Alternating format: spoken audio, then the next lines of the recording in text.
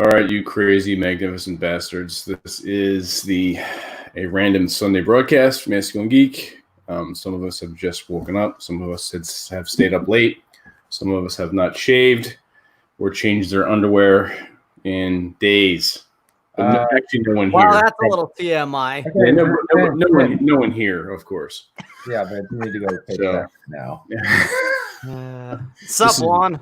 Hey, Juan. And this is just for the hell of it. So we're, obviously all the other random broadcasts are the same format. It's because we got time on our hands, see? And so we decided to go grace our presence with you guys. That's what it is. Yeah, meow. Aw. Yeah, if you haven't checked out the latest Masculine Geek website podcast, post, go do so, because then you're going to see the Masculine Talk Like a Prohibition Era Gangster Day on May 6th. That is now official. Yeah, so. Yeah. Just starting a little early here. See, we're gonna just do it this way because I can do it. we don't want to blow our load, so. Oh fuck. What's up, Ben? Ben, gentlemen. Juan, how are you? All pro, how are you, buddy? Hey, all pro. Afternoon to you, buddy. Well, at least I'm assuming you guys, Atham.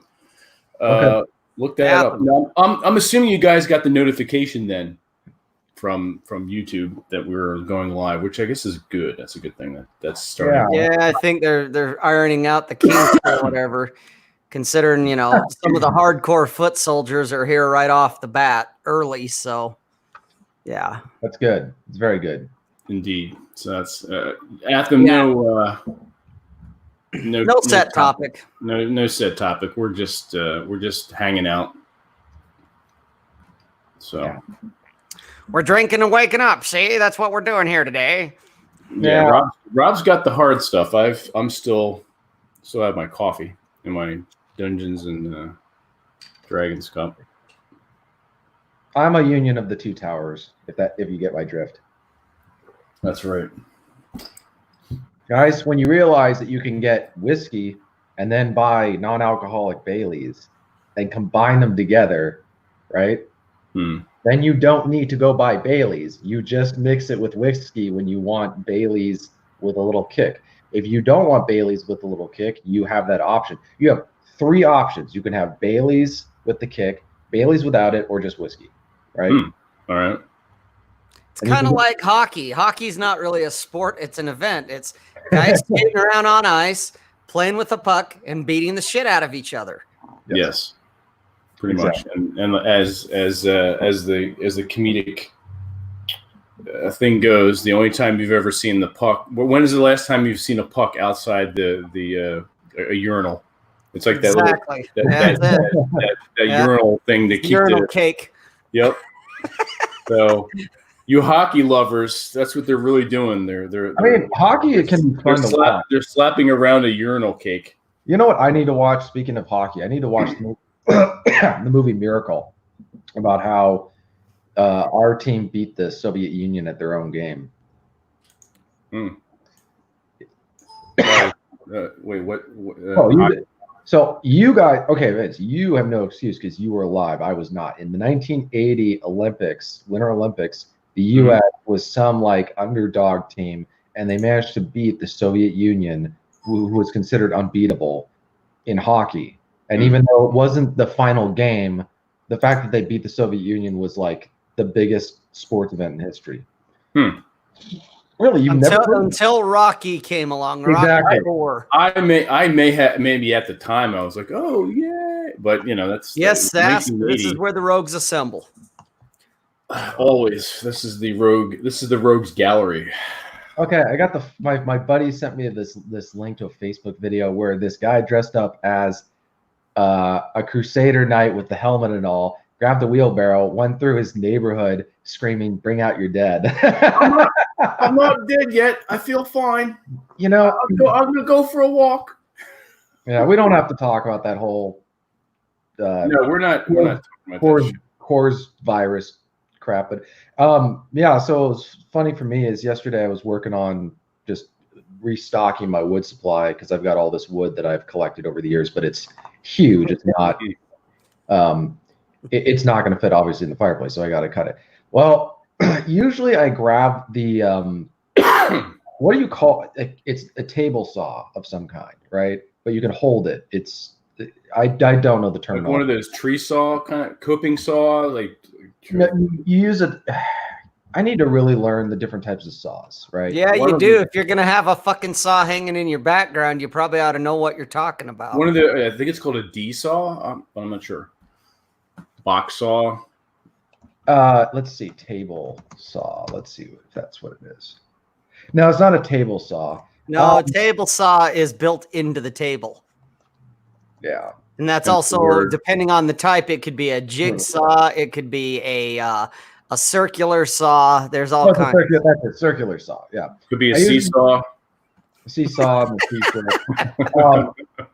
So I used a circular saw usually to cut the wood because it just, cut in small pieces. But today I discovered I have one of those really cool curved saws that you can take out of the woods and just keep in the backpack. Because I'm watching this Norwegian guy do stuff on YouTube, like bushcraft stuff.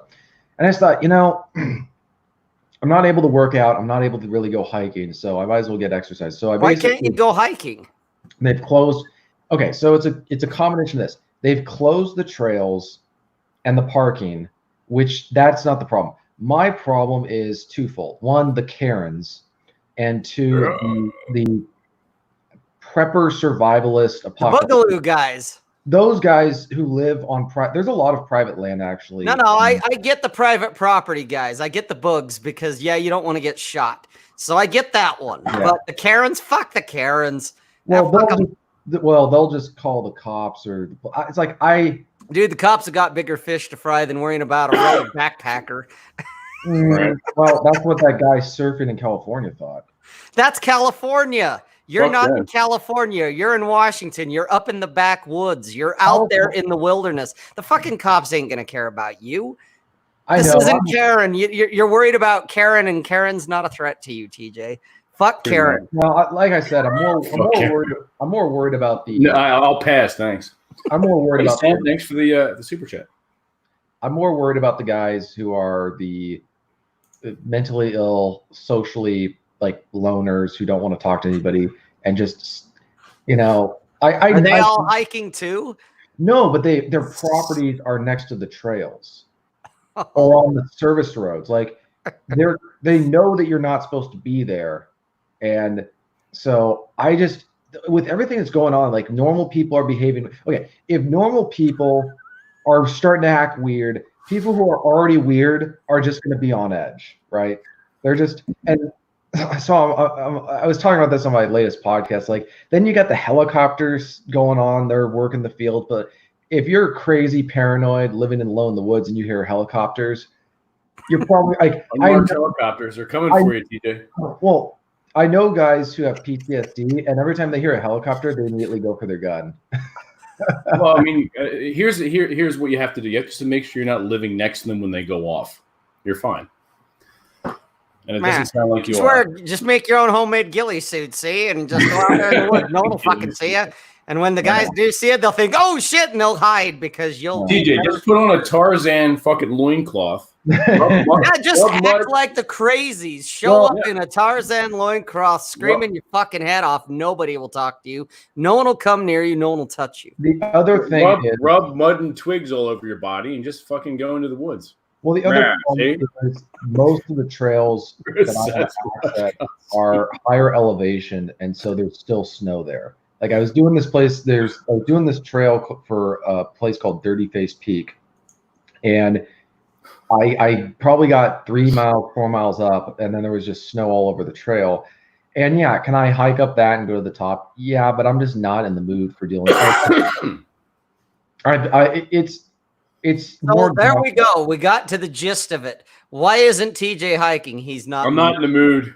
Well, no, I don't want to drive up to a trail and then see nothing but snow. And it's not where you can put snowshoes on. It's the type of snow where you will fall down several feet with each step. Like it's exhausting to just go do that. So on top of that, so you got a combination of the Karens, the socially isolated loners on trigger edge, and then you got the snow on the trails. So that is, if there was a trail where I wasn't worried about that kind of any of the stuff, I would go, even if it said no parking. I did that recently. There was a no parking sign. Well, I just parked right behind it like other people and then went on the trail, but there's no one around there. No, I understand what you're saying. I mean, even when you're going into like small, like pharmacies, CVS's and shit like that, liquor stores, Dunkin' Donuts, they're like, oh, it's by law. You have to. No, it's not. There's no law that says you have to wear a mask. Sorry. People are acting weird. Like there's some people well, not only that, but I got in an argument with one woman. She's like, oh, you have to wear a mask. I actually, no, I don't, number one. And number two, if you are going to say you need a mask, you have to provide them for people that show up without them. Yeah. You're not doing that. So, and a third thing, what if somebody has a medical condition and they can't wear a mask? Exactly. Have you thought of that, jackass? I just walked away. I was like, you people are fucking stupid. That stuff really, actually, we're going to go back to originally what I was talking about before we digress, like Cappy, and then we'll go back to what you just said. So, and since I don't have a lot of exercising opportunities, I just took out the handsaw and just started handsaw cutting all the wood. So that was basically my day yesterday. But, I think that one of the takeaways from that is you don't know when you're going to need that skill or that you got to know what it's like to cut, because you may have to build your own like survival unit. Because I've been watching some YouTube videos on how to do that, like make a kind of a makeshift shelter and all that kind of stuff. Because I'm just wondering, Juan, you definitely want to get the fuck out of San Francisco. Yeah, get out of San Francisco. Jesus. Yeah. No, every guy should know basic survival shit. I mean, go out into the woods and build a debris hut and know how to start a fire, how to actually. I mean, worst case scenario, if you needed to eat something, you turn over a log or a rock and eat grubs. For fuck's sake. I've actually been really working on my fire making skills and like going out into the woods and like testing all these different little gadgets that I have to try and figure out, in a real life situation, how well do these work? And one of the things the takeaways is that bring your own tinder, because that will be usually the hardest thing to track down and find. You want stuff that's so dry, it's immediately going to, once you get a flame, the rest of it will probably work itself out. But, people will think, oh, I'll just grab these twigs and all that stuff. Okay, they're probably still wet. They're not going to burn well.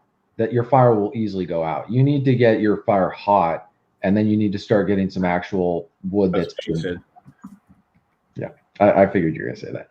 Of course. Anyways, so with I've been working on my bug out bag and my just hiking gear stuff that I take with me. I mean, I bring a Primus stove with gas, and so that's really easy to just start up some and with food, anything that can be you just add hot water. That is basic. That's all you need. Like I have some potato soups that are really, really good, and all you gotta do is just add hot water to it, and then you got some. So that kind of stuff. But at the same time, things may happen with the stove. It doesn't work. You got to be able to improvise. So I have a little those grill stand-up grill that you can put over a fire or something like that. That way you can put your cans and your pots and whatever pans that you're using for that. But it's just like this is a time to start practicing some of these skills that you don't normally use or that you just don't have to, but you never know when you need to, right? It's like having to handwrite again, instead of using a word processor, instead of using a keyboard. Keyboard, see? Yeah, Rob, that brings me to something I wanted to ask you a while back, and I keep forgetting, but Sam's jarred my memory. You pretty much make your own toilet paper. I do, if you want to call it that. The whole thing I've got, it was my ex-girlfriend's idea. She was whatever. She knew how to research like a motherfucker on the internet. And so she'd be constantly scouring different things. Now, granted, she's a woman. She's got harebrained ideas because women have harebrained ideas. And she found this thing that's called family cloths. That was the term. Okay. And it was another woman, a mommy blogger, who wrote all about it. my ex-girlfriend found it and got all excited about it and brought it to me. And I initially, right off the bat, when she first said it to me, I'm thinking to myself, you're out of your fucking mind. Okay. Because all it is it's cut up pieces of t-shirt, like your old t-shirts, your undershirts, your white t-shirts, your wife beaters. Okay. That's, well, literally, because I wear undershirts all the time. I've worn undershirts similar to this black shirt, only these were white. I'd wear them all the time at work. Try wearing body armor right on your bare skin. You will sweat like a motherfucker and you will itch. When you chafe, you'll chafe too, right? That too. Yeah. Putting body armor, putting Kevlar straight onto your skin is not a good idea.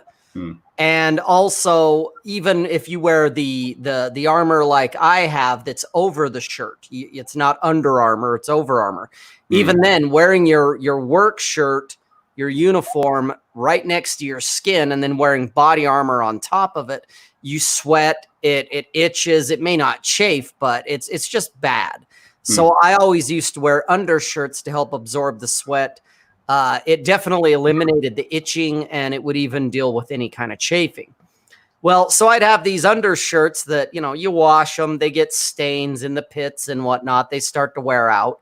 Well, she took these shirts and started cutting them up into little squares, about yay big. Okay, a little bit larger than, probably about 2 sheets worth of toilet paper. Because she was all about saving the environment. She was all about reducing the carbon footprint. She was all about being green. Well, that was her thinking. And I was just like, you're out of your fucking mind. Now you're not flushing it down the toilet. But I was like, what about the stench? If I'm wiping my ass with a t-shirt, let's not call them family wipes. Let's call them what they are. They're butt wipes. We're wiping our ass with a t-shirt. Now, explain to me, is there an odor? Because I'm thinking, God, my bathroom's going to smell like an outhouse if I got these fucking things around. Seriously. You might as well just go shit in your cat box. Right. Yeah, I might as well just go squat in the cat box with the cats. So, but she had researched it. She knew me well enough. Yeah, isn't it just called a rag? Pretty much, Alec. But she basically had already anticipated my hesitation, my questions, because I was concerned about odor. I was concerned about chafing, all this kind of shit. And she already had the answers. She was like, no, there's not odor. And to be honest, there's not. There's not an odor. Okay. So we can dispense with that one now. Is there chafing? Well, yeah, if you're attacking your asshole like you're Bigfoot waiting to eat something and you're ravenous and hungry and you're going at it like sandpaper, yes, you're going to get chafing. But if you use it like standard toilet paper, you're not going to get chafing. It's actually more absorbent and it's washable. And that's the thing. You're not leaving a pound of shit on these things. And you wash them with some bleach. You wash it with hot water. And for me, I actually ended up doing an article on my website over a year ago about this, because for me, when she answered my questions, I didn't care about saving the planet. I didn't care about reducing my carbon footprint and all that frou-frou fucking feel good juju shit. I started thinking about economics. I started thinking, God, if these things actually work, I'll never have to buy toilet paper again. Right. Literally, do I have toilet paper in my house? Yeah. I have it for my guests because what I use, not everybody's going to be tuned in and turned on to it. They're going to be like, that's fucking disgusting. My dad thinks I'm out of my mind because when everybody was going on a toilet paper run, I'm sitting back laughing, lighting up a cigar, toasting marshmallows as the world burns and drinking beer because I'm like, I'll never run out of toilet paper because I've been using them for about 3 years now. And I can't even calculate the savings of what I've saved over the years from not having to buy toilet paper.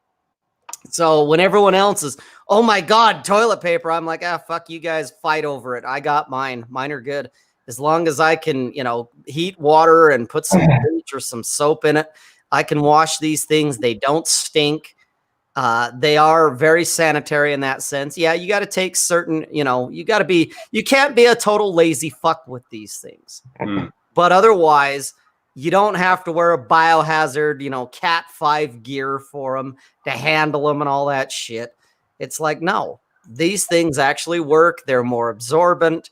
Like I said, the biggest thing is the fact that, I never have to buy another roll of toilet paper again if I don't want to, other than when I entertain guests or I bring women over. The women have seen them and they're like, what the hell's that? I'm like, those are butt wipes. And some women are all on board. They're all like, hell yeah, you're all into the environment. I'm like, yeah, whatever. I'm into saving fucking money is what I'm going to be into you later, bitch. That's right. But they think I'm into it for the carbon footprint, the green, the tree hugger thing. I'm part of the cause. Yeah, I'm part of the feel good thing. When me, it's all about money. It's like, this saves me a ton of money. It's softer in a lot of cases than certain brands of toilet paper. It's definitely more absorbent. And so it's like, hey, this shit works. And so that's one thing, that she left behind when she decided to skedaddle, that it's like, well, I'm going to keep doing this because otherwise I would be scrambling for toilet paper or curious about it, or I would have to have bought, a stockpile of it in the past in order to deal with the goddamn sheep that are doing it now. And so it's like, oh, well, I love how they when they talk about being environmentally friendly, they're talking about reducing the use of one of the few renewable materials with trees, which grow back, right? So I write about this stuff for my job, so a little bit of it is I see how the sausage gets made, but so much of it, what passes for environmentalism is feel goods and visual. Okay, TJ, I don't want to interrupt you, but I know how brief you can be, right? And I will lose my train of thought if I don't bring it up right now. But since you're talking about the environmental feel goods, here's one for you guys. And I'm sure a lot of the dudes in the chat probably know this or they had an idea. This is more for the replays, for the sheeple or someone who show up and see this. When it comes down to it, like recycling, I work for a company now. We recycle paper. And I couldn't tell you how many women, especially women in particular, that are just like, oh my God, your company recycles. Oh, they think we're doing something big. Here's the deal, guys. China are friends with Wuhan, with the bat suit, the bat flu. The Kung flu.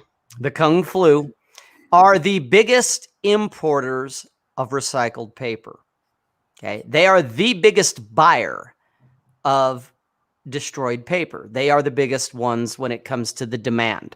If it wasn't for China, we wouldn't recycle. My company would not recycle because it would not be worth it. Okay. China is willing to pay a pretty penny for the paper. That being said, China is very particular about the paper they want. They do not like paper that is colored. So your little fucking sticky notes, your little yellow and orange and pink and hot yellow and neon green, they hate that shit. And so do other companies that buy recycled paper. They hate that shit because they have to bleach it. Okay. Ideally, they want white paper. That is the perfect paper for them. Plus, they not only do they not want colored paper, they don't want glossy paper. So magazines they fucking hate. Newspapers, they fucking hate because it's a different type of paper. They want the Xerox quality white sheet of paper that you print out when you print out your resume to send to whoever. Okay. China is very particular about how much what we call contamination. That means colored paper, glossy paper, plastic, because we have customers that throw all kinds of shit away, plastic wrappers and you name it, styrofoam, paper plates, which have a glossy sheen on it, which is a plastic, a very thin plastic. They don't want that shit. And they understand that we're not going to give them 100% white paper. They know that. Because if we were to try to sort it it would not be economically feasible for us to even recycle. The shit would end up in either an incinerator or it would end up in the landfill if that was the case. Because the profit margin for sending shredded paper to China is very competitive. It's competitive enough that they are our biggest buyer.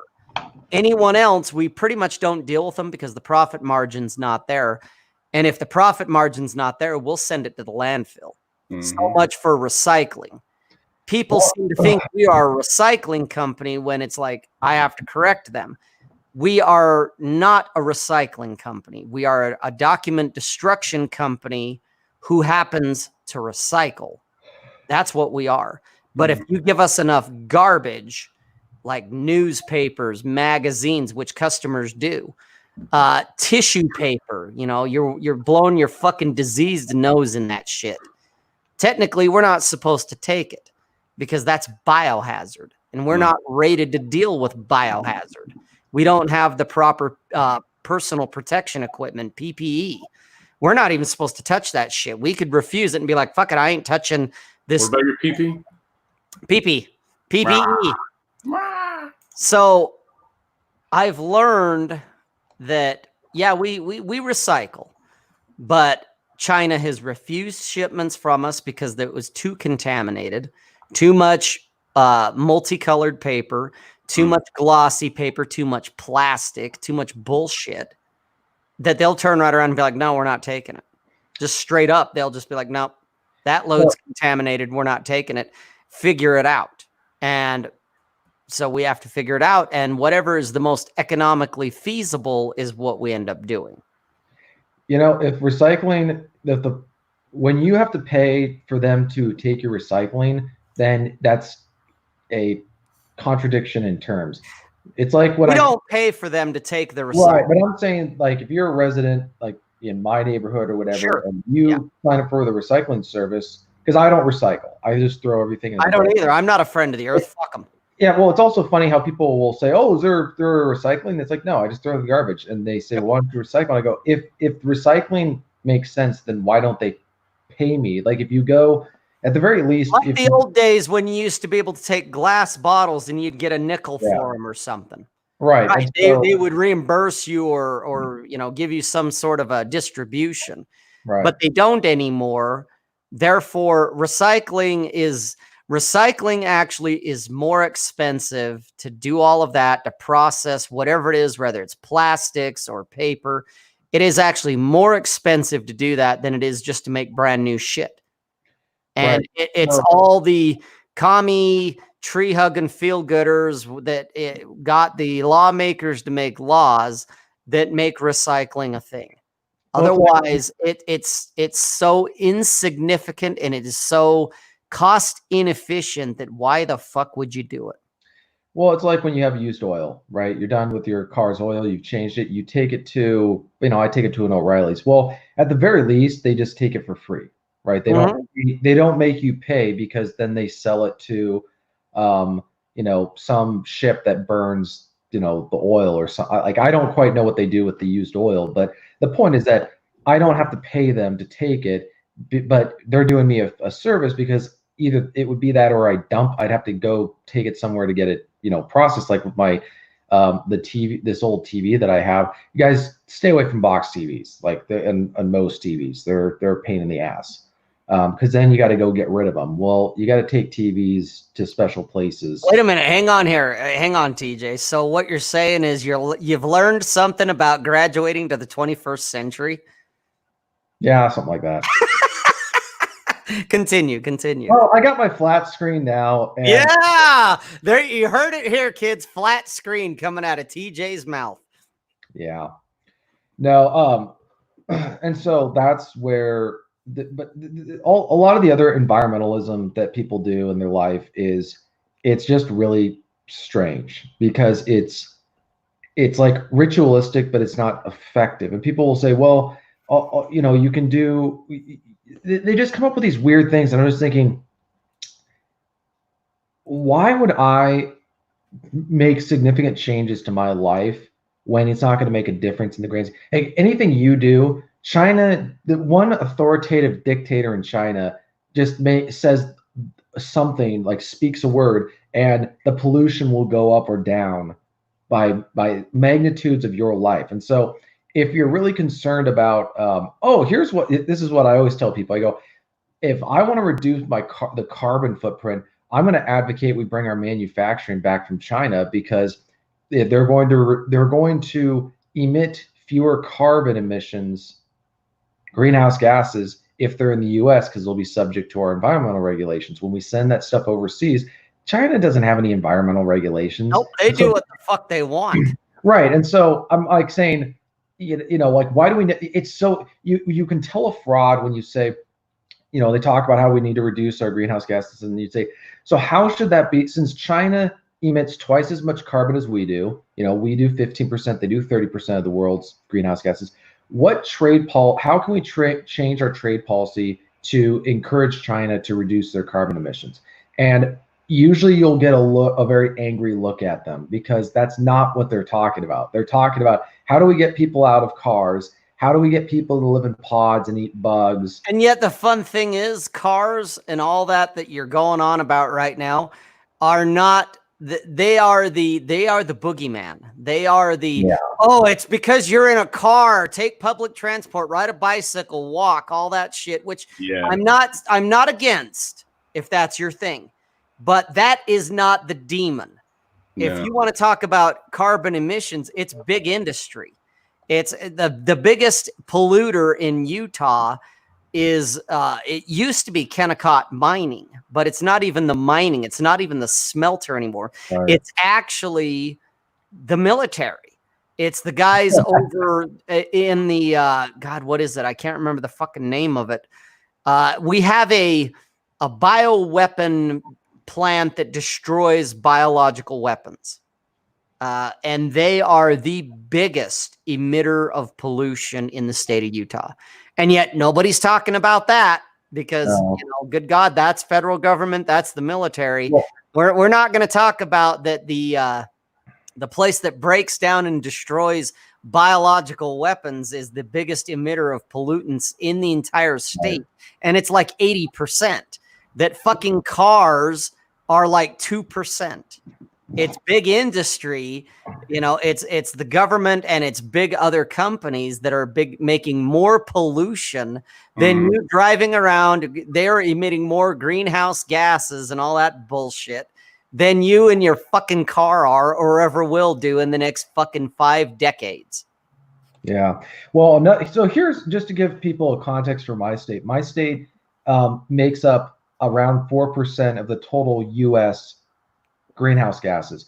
So total world contribution is like a 0.02 of a percent. So if we eliminated all of our greenhouse gases in our state, that would change the total world global emissions by 0.02. By 0.02 of a percent. Oh boy, that's worth shaking. It would be 99.8%. Right? So when they're talking about how we need to reduce, like, you got to hear the people talk in our state. They talk as though if our they've been listening to Al Gore for way too long. Well, but but the thing is, like, whenever someone has an apocalyptic narrative, I don't freak out, but I get really worried, because you don't cry in your bed, though, do you? I don't cry in my bed. No, I start, checking my ammo supply, because these people will inevitably turn people with apocalyptic narratives inevitably will turn violent in some way, because especially when they say, do what I say or the world's going to come to an end. Well, the check can't be in the mail forever. Right. And so when I see these, kids, dude, I've been waiting for the world to come to an end for 20 fucking years. If it's going to get here, would it hurry up and get here? God damn it. I'm tired of waiting. It's scary. It's scary when, I'll give an example from my own state. There was a non-binding resolution proposed to reduce our carbon emissions in our state, to make it to create even more stringent goals, but they're not legally binding, right? we had people testifying on this bill saying this bill was necessary to save mankind. And people will say, oh, well, you know, they're not serious. These people, especially when like there's young kids testifying, they sincerely believe that. You know, they're like shaking, they're trembling, they're crying. I don't think it's a performance. I think they actually believe this stuff. And the problem is that when you have people who believe this stuff and get emotionally traumatized by that, they're unhinged. They're going to do something crazy at some point because they actually believe this stuff. And so when you believe these things, like the inevitable consequence is, you know, you can justify violence to save because you're saving the planet, right? So that's where I get a little worried about, or just especially when they're raising an entire generation of youngsters on this garbage, right? Where I mean, when I was growing up, the rainforests were all going to be destroyed, and you know, the ice caps were melting. Oh no! Yeah, the ocean's going to rise, and California is going to die. Well, you know, the one apocalyptic narrative I'm like kind of waiting around for is, so Interstate 90 in my state runs directly over a fault line that goes all the way to Seattle, and then there's another fault line that runs directly vertical straight down the Seattle. And so if there was a mega earthquake, half of Seattle would fall into the water, and there'd be no big loss to society. Nobody would care. Well, not only that, but the I-90 would be completely destroyed all the way to, I'd say, the mountains. And so there'd be no route for that. So, and then I'm reading about that, and then I'm reading about the stuff in California, the big one that they keep talking about. I mean, it's like we don't have. It's like we actually need a crisis, a genuine crisis, or we're gonna just come up with one. Like people just like this virus. This is just a manufactured crisis, is all. Yeah, I'm sorry, guys. It's a fucking flu, and everyone's got their panties in a twist. Oh my god. This is what scares me. Is like if this is how they respond during a flu, what happens when it's not even real? I mean, did you guys ever read that short story I wrote for Terror House magazine? Ward number 387 or something like that. It's about a guy who's in an asylum, but it's for sane people, right? They like go there to get away from the world because the world's insane, right? And so the guy's telling the doctor stories about how there was like a riot in his city because a motorcycle misfired and everyone thought it was a gun, so they started killing each other and burning buildings down and just random stuff like that. And so he challenges the doctor. I don't want to spoil too much of the story, but he challenges the doctor to actually leave the ward and go out into society. And he does. And within minutes, you know, everybody's saying, like, just randomly saying he's a suicide bomber. He's going to kill everyone. And he runs back to the asylum. And he's like, don't let him in. Save me, Jeebus. It's kind of like how I feel sometimes when I see, like, I was at the store yesterday, and a lot of people were wearing the masks. I'm not, because I think it's stupid. I have my American flag. It's fucking dumb. It's dumb. But, you know, one of the grocery store clerks was trying to speak to this woman who was entering the store. She was acting all weird, like completely ignored him, didn't talk to him. Like she was leaving, I was entering, and she like walked all the way away. It's just like, I kind of just want to call people out and say, stop being a retard. Stop being stupid. Like, you're not going to die. It's gonna be fine. Unless you're a boomer. Check the chat. Alec has a question for you. Alec has a question. As TJQ read Michael Jordan's article on environmentalism. Yeah, I haven't. Maybe years ago I did, but yeah, I totally agree. You can understand. Here's something that I do. It's like a decoding mechanism. Replace certain words with a different word and if it makes sense without, I'll put it this way. When someone says, for example, with environmentalism, replace keywords with religious words like Jesus, God, church, sin, atone, like instead of we need to save the planet, we need to save humanity. Like when the structure of the sentence still makes sense, right? Then you understand what you're dealing with, like what they really mean, right? I'm trying to think of, like when they say, diversity is our strength. That's them saying freedom is slavery or war is peace. It's a statement that's the opposite of what's actually true. Or when they say, we can't. Here's one that I've lashed onto, where they say we can't tolerate hate here, right? Replace the word hate with heresy or blasphemy, right? And then you realize, oh, this is a theocratic statement, right?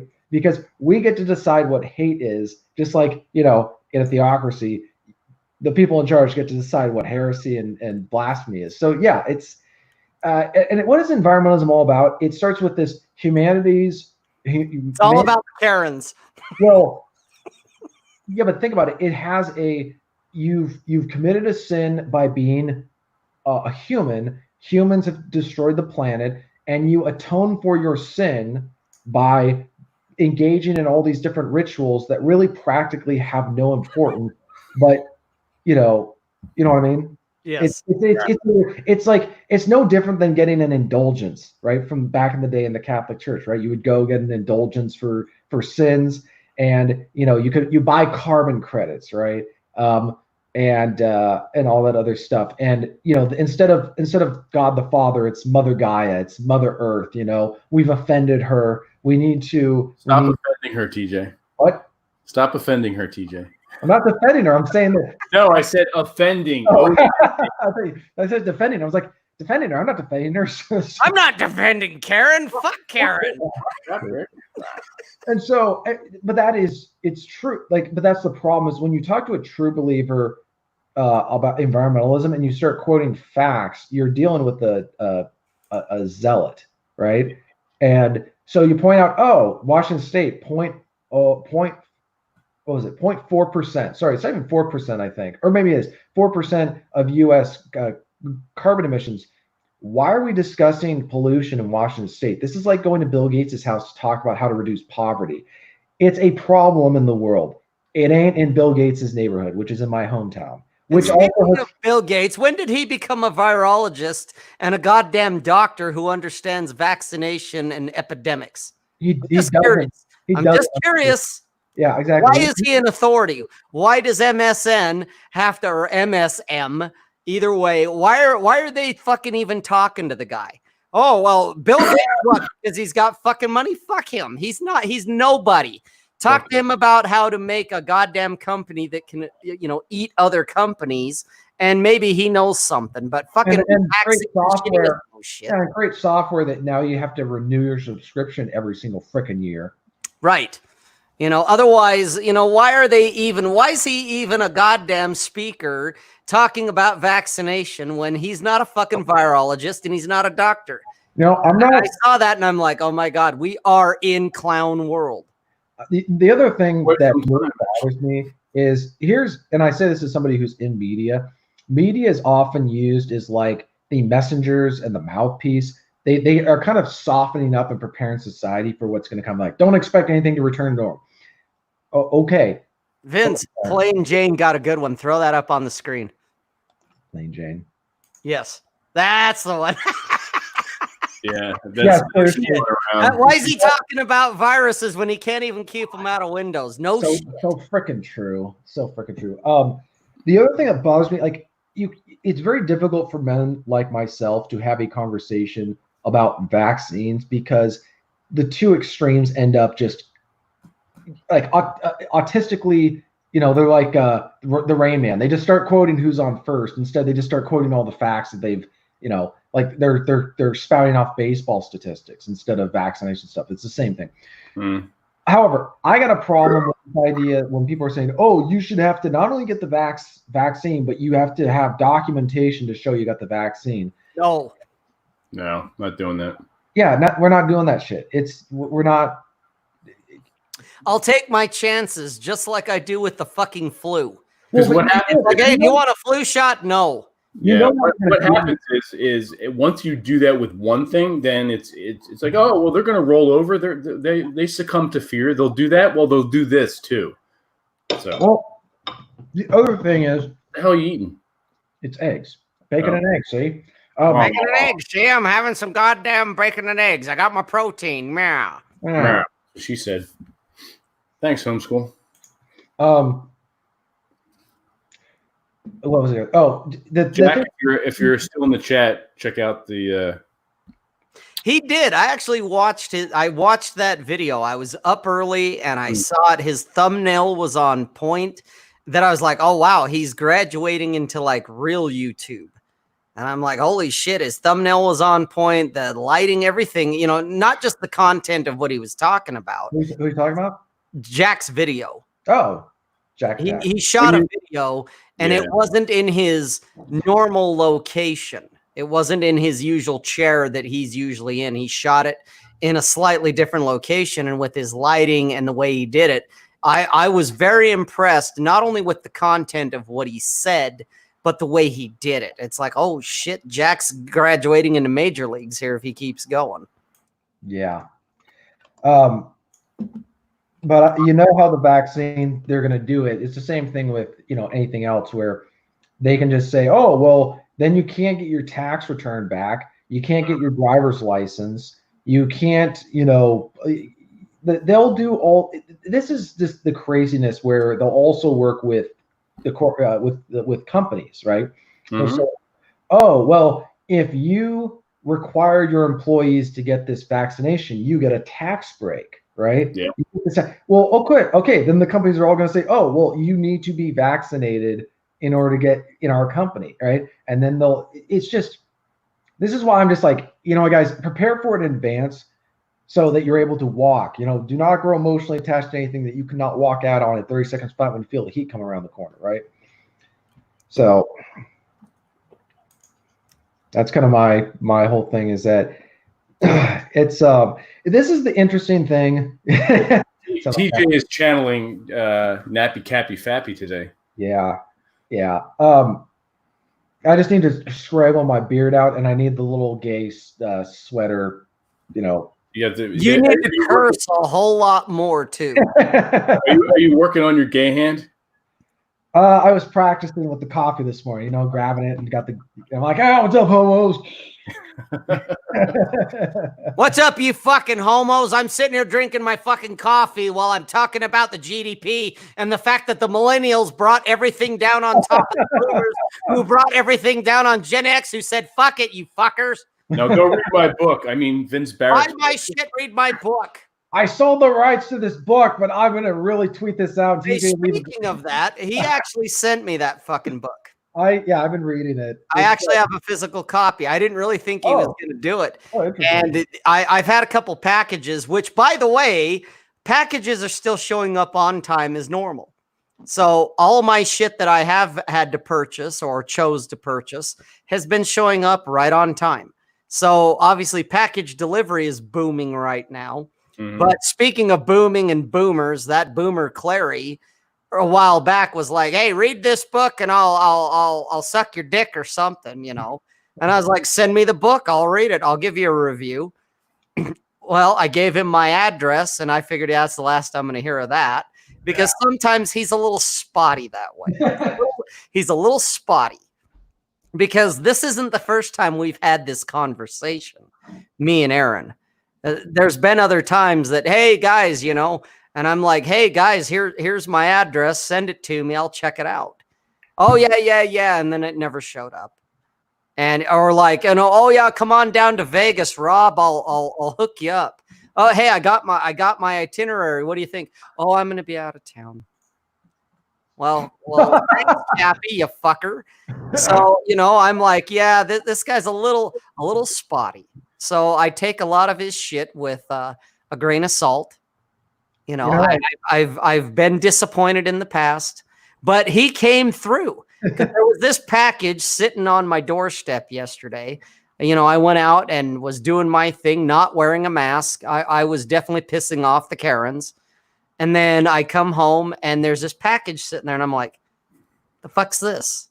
You know, because I really forgot all about me and his conversation about this book. So I pick it up and I actually assumed it was something else. It's like, oh, this other thing arrived. Okay, cool. And then I open it up and realize, oh, it isn't the other thing. It's actually the book. So now I owe him in the sense that, one, he actually came through. And two, now I got to read this fucking thing and give him a review. So, but it showed up. I have a physical copy of How to Not Be a Millennial. You shot yourself in the foot. Now you got to fucking leave a review. Oh, I'll tell you what. He showed me. Funny all you need to do, just leave the star rating that you want and just put like 1 or 2 words for the review. Vince did a great job revising this book from Aaron Clary's version. Yes, Atham, Clary sucks when it comes to making plans. He sucks great big goat balls. I'm telling you what. He's like a chick. He's kind of flighty. He's kind of flaky. Mm-hmm. What's funny is when he was doing his live stream with the Great One, he actually remembered, because I was talking to him about my new novella that came out, the Night No One Slept. He actually remembered all the fine details of this. I was like, wow, Aaron must have stopped drinking. His memory isn't destroyed. Right. Oh, bullshit. His memory's destroyed. His memory, he's like a chick. It's only he'll remember shit when it's convenient, but when it's not, what? Well, I don't know what you guys are talking about. Yeah. And it's like, really, I hear my ex-girlfriend, but I don't see her. So bullshit, Aaron. Your memory is either sharp as a tack or it's not. Own it, Boomer. Okay, Boomer. Yeah, that's right. Oh my gosh. Oh. We got the helicopters in the background. You got helicopters going on? Yeah, I mean, they're probably coming for us all when we don't wear face masks. I got my American bandana. Hey, at least you'll be on the show when it happens. We'll see the guys come for you. At least then we can say it's real. It's not Alex Jones conspiracy theory shit. It's for fucking real. Mm-hmm.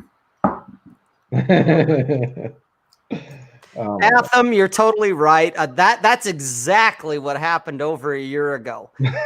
He was down in the Southern Command in fucking Vegas, and he's all like, guys, you need to come out and see me. I'm lonely, I'm bored, and I'm horny. Come out and see me. It's a good idea that you didn't go out then. But I was like, all right, dude, I'm your Huckleberry. I'll fucking come out there. So I got all set up to take off time and buy flight tickets and the whole 9 yards.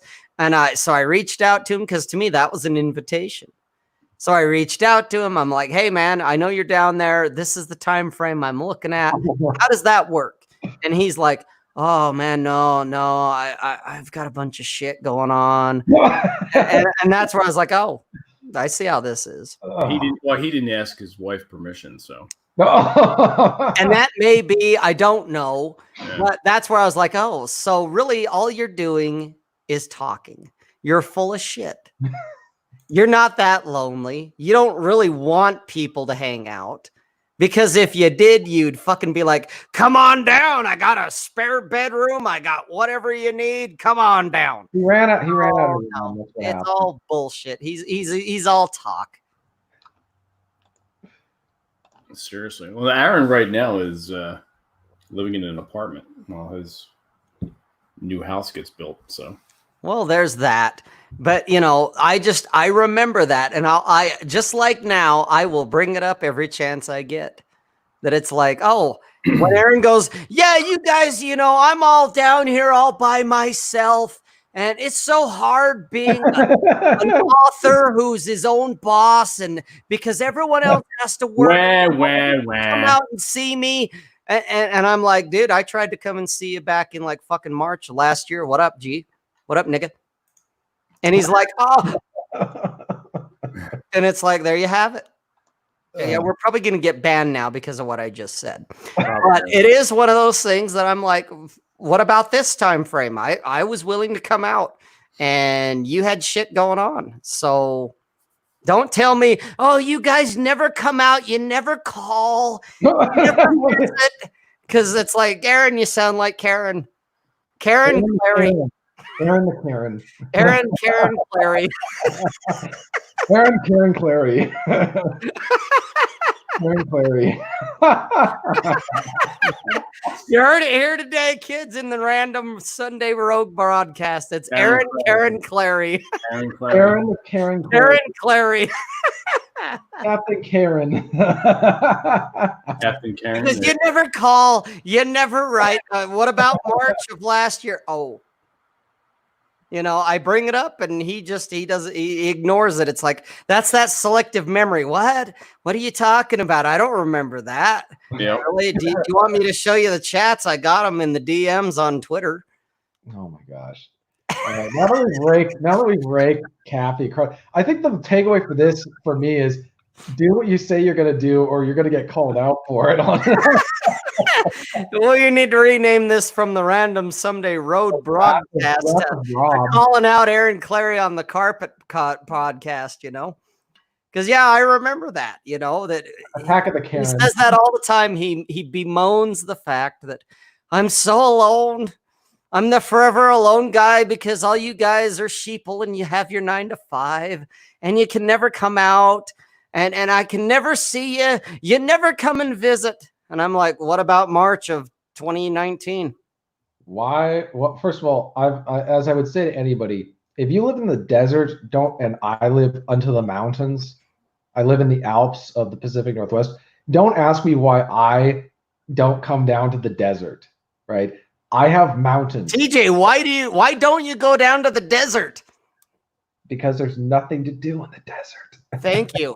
You're right, except gamble. Oh, but right now, Nevada, they're all shut down. There ain't shit to do in Nevada right now.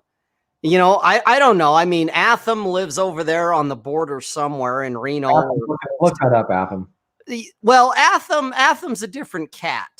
He's our brown brother who actually goes to caves. And so there's always something to do there that Atham will like, fuck you guys. There's always something to do in Nevada. Right. Even Rolo lives in the mountains too. And so he's out snowmobiling in the snow. So, that little corner where you guys are like right on the edge of California, to me, you kind of don't count. Because it's like that's a whole nother jurisdiction. Well, I'm just saying, like, if you live in the desert, which is there ain't shit in 99% of Nevada unless you're either in Reno or in the outlying area of Reno where there's mountains and trees and Sasquatch and all that. If you live on Lake Tahoe. Yeah, right. Tahoe, Reno, that area, there's a bunch of shit to do. There's caves, there's water, there's trees, there's Sasquatch, there's all kinds of shit to do there. But I've drove through Nevada doing gold runs back when I was in the armored car biz. Yeah. And we started in Vegas. And of course, Vegas is great except for right now because everyone's dying and have to wear a mask. Yeah. And so you can't do shit in Nevada because you can't even legally get laid in Nevada right now. That's always been a thing. You got to get outside of Clark County if you want to do that shit legal.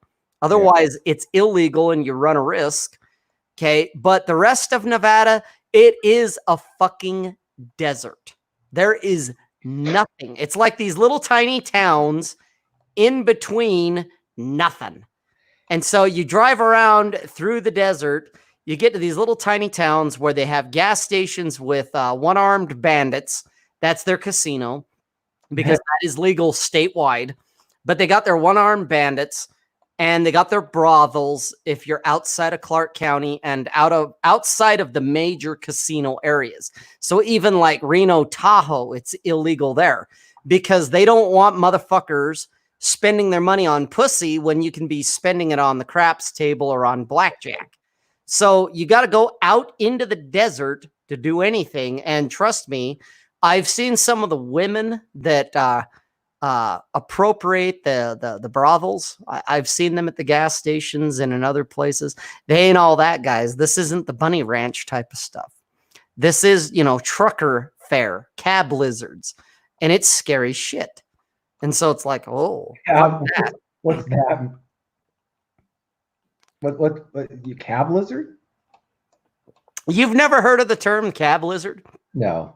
Obviously, you're not a trucker, TJ. You as a journalist, TJ, I implore you to learn more about. I'm aware of I know of the places where all the hookers line up for truckers on I-90. Like I know where that spot is, but right. But that's in Washington where that shit's all illegal in a lot of ways. Oh, gotcha. So I'm imploring you, TJ, as a guy who's talking to a journalist, because I know you are. You're probably the only real journalist I know. And you're probably the only one that speaks the real truth compared to the propaganda machine that's all the other journalists. The truth. The truth with an F. Heads up, hat tip to Jack. So, TJ, I implore you to learn about the pulse of, real America. Okay? Cab lizards. Real America. Or what we're talking about here is cab lizards. Well, I gotta get the terminology correct. Cab lizards are the truckers. They're the guys in the cab. They drive the trucks. They go from A to B to C. They're mostly interstate.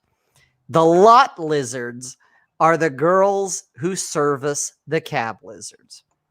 And most of the whores that are in the brothels in Nevada are lot lizards. They're the quality that a cab lizard would be just fine with. The average young man wanting to experiment and try, hey, I've never tried prostitution. I've never had a whore.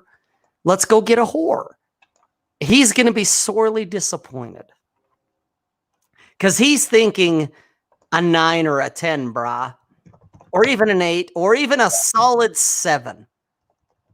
No, he's not going to get that. He's going to get 4s and maybe a 3. Hey, look at that. It is Jack. Yeah. Okay. Look at this. Maybe boom. Homeschool. What in the name of God is that? Boom. I have made connection with God. Now I don't want to talk to God. Now I do. Now I don't. Now I do. Speak the truth. I don't. And now I do. No, I got a new light, and it looks absolutely amazing. And I couldn't find my beanie, so now I am wearing the head of the lion I have slain many years ago. I can't hear Vince. Is that normal?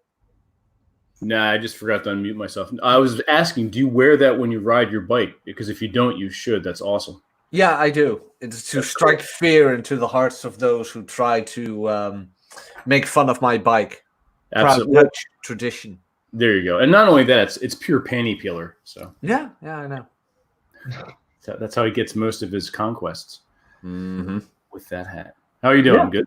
Yeah, I'm doing well. I had a day off of everything.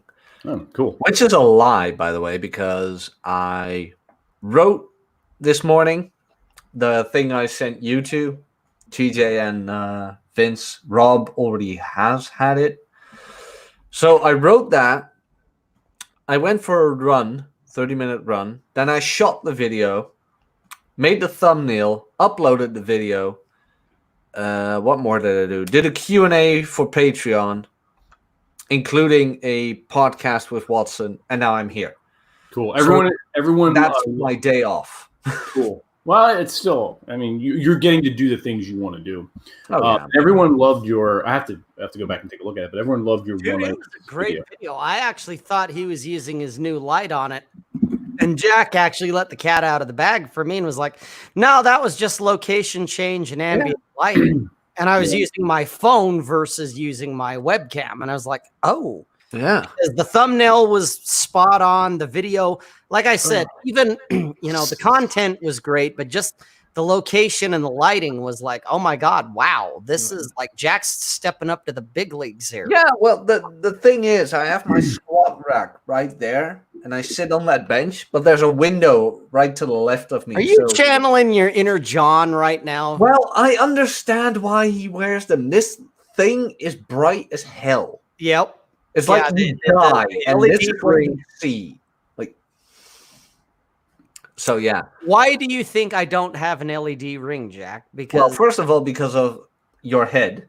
Well, no, because I can eliminate that with this. Yeah, no, it's the eyes. I don't have the eyes. light aiming directly at my face for the very reason that you are wearing sunglasses. It's the eyes. You get blasted by it. I get it. No, I get. You don't need to take your sunglasses off, Jack. No, I know. Just take a bit distance, but it's just like, holy shit! Yeah, I know, because I've had light directly aimed at my face. And this is a USB lamp.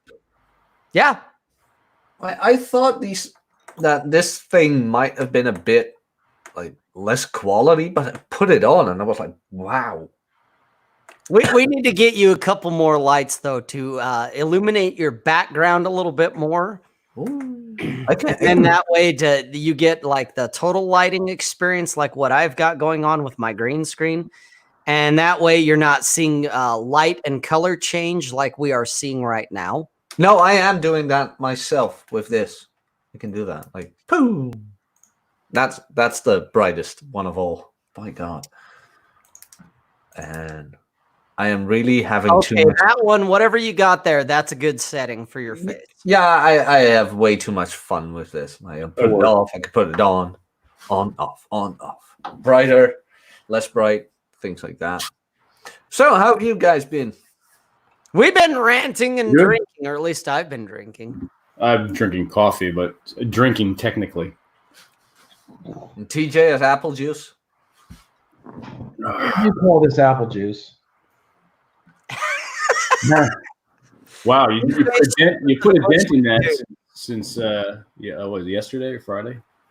Friday, yeah. Yeah, I've just been doing projects around the house and trying not to have a heart attack about some of the house stuff, but Jack, you had a very funny look on your face just now. Okay. Yeah, I always have a funny look on my face.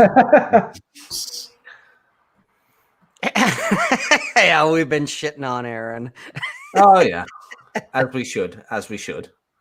Well, I'm just saying, like, you know what this is? This is a de facto accountability group. Except we're not holding each other accountable. We're holding other people outside the group. Right. We're talking shit about others. That's what we do. If anyone wants to come at me, it's like, I don't care. We are They're like, well, you're drinking fucking, mass grade piss water beer. Fuck you. I don't care. Hey, Rob, you're not hitting the gym and lifting every day. Fuck you. I don't care. And it's like, they got nothing at that point. Well, yeah, that's it. It's like, well, fuck you then. I don't care. I've always told guys from day fucking one, I am the role model of what not to do. So when y'all want to throw shit and slack at me, I don't care. I don't give a fuck. Nobody gives a shit. I don't care. So whatever you got, it's going to fall on deaf ears. Well, I don't care that you don't care. Well, it's the stuff. I don't care that you don't care that I don't care, Vince. Nobody cares. Well, I drink piss beer, Red Crusader. Fuck you. I don't care.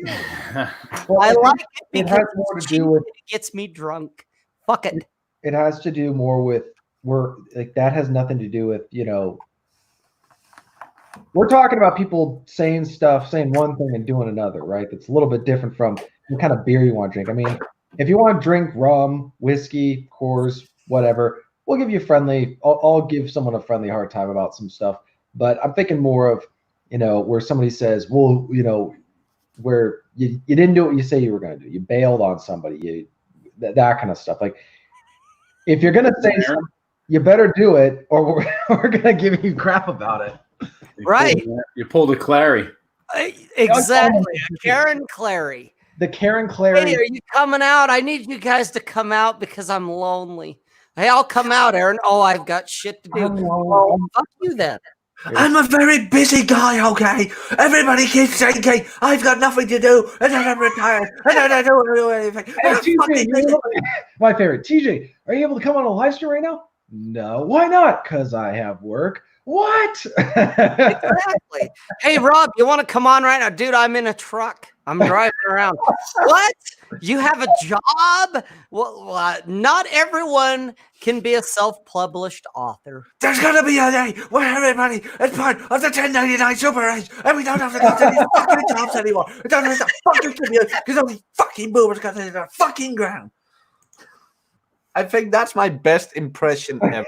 That's a pretty good one. That's pretty accurate. Working out, doing But all things being said, all things, all the shit we're throwing right now, there's a mound of fertilizer, and we are totally dunking on Aaron. At the same time, I can say I love Aaron. He's a good guy. But where is he? What has he done to deserve this dunking? Aaron, what have you done lately? What have you done lately, Aaron? I want to know, what have you contributed, Aaron, to the GDP? I'm essential. My job, I'm still working every day to keep the electricity on for you, Aaron, because I'm doing my part to pay my taxes. So what have you done, Aaron? I want to know, what have you done? Is he listening? I don't know, but he'll probably listen later. And then here's the other thing, the reason I go after Cappy. He does all these memes of us. Right, and we just turn around and open fire back. It's a salvo. Oh, yeah. Seriously. I was just like, I'm thinking, Cappy, I'm probably one of the wittiest guys that you're going to meet in this game. Like, I know how to play this game, and I will hit back. Your problem, TJ, is you're not vicious enough. That's all I can say. You are witty. I'll give you that. You're not vicious enough. Or brief. No. Jack, hang on. You're trying to go into another part of the channel of water here. I want to stay on the memes for a minute. I know TJ's witty. I've seen some of the shit that's never seen the light of day, and it's pretty good. But I'm still looking at it going, that's good, TJ, but that's not like, oh, fuck, that's good. And that's where it's like, you're not vicious enough, TJ. You got to really, well, okay. You got to go the shiv too far, TJ. You really kind of. Probably my favorite that I've done on him. Well, yes. See, now that is a thing of beauty. Right? I was quite proud of that one. That's a good one. Yep. See, TJ, it's right there, Jack. It's the why I stopped online dating and started fingering my own ass. That's a great one. Okay. That's sticking the shiv and giving it a good twist. Okay. Some of the stuff I've seen you do, TJ, it's up there. It's like, oh my God. But yet you like at the last millisecond, you pull your punch. And I'm just like, dude, this is Aaron. Do not pull your punch. Give him the full fucking hit. Give him the full hit all the way. I'm going to send you a meme in the twatter messages. Twatter. Here it is. I love the George Bruno one. Who made that? That was Drew. See, now that is a shiv. That is a shiv. You guys get it? No, I don't. Where did you send it? Here we go. Hang on, I'll share it. Hang on. That's a pretty decent one. That's not bad at all. That's a decent one. But again, you're still kind of pulling your punch, TJ. And if you want to play the meme war game, you really have to learn to pull out all the stops. Oh, well, that's decent. That's decent, especially with the look on his face. Okay. So I'll give you that, TJ, but word to the wise, because I've done a few memes about different guys that usually are in the replies. Not as the main text, not as the main tweet. They're in the replies. Well, but I've had some guys come back to me and they're like, dude, that was absolutely fucking brutal. You know what's funny is also I've sent Aaron, here's the thing. There's some memes I will not tweet out of my own Twitter account just for various reasons. So I send them over to Aaron.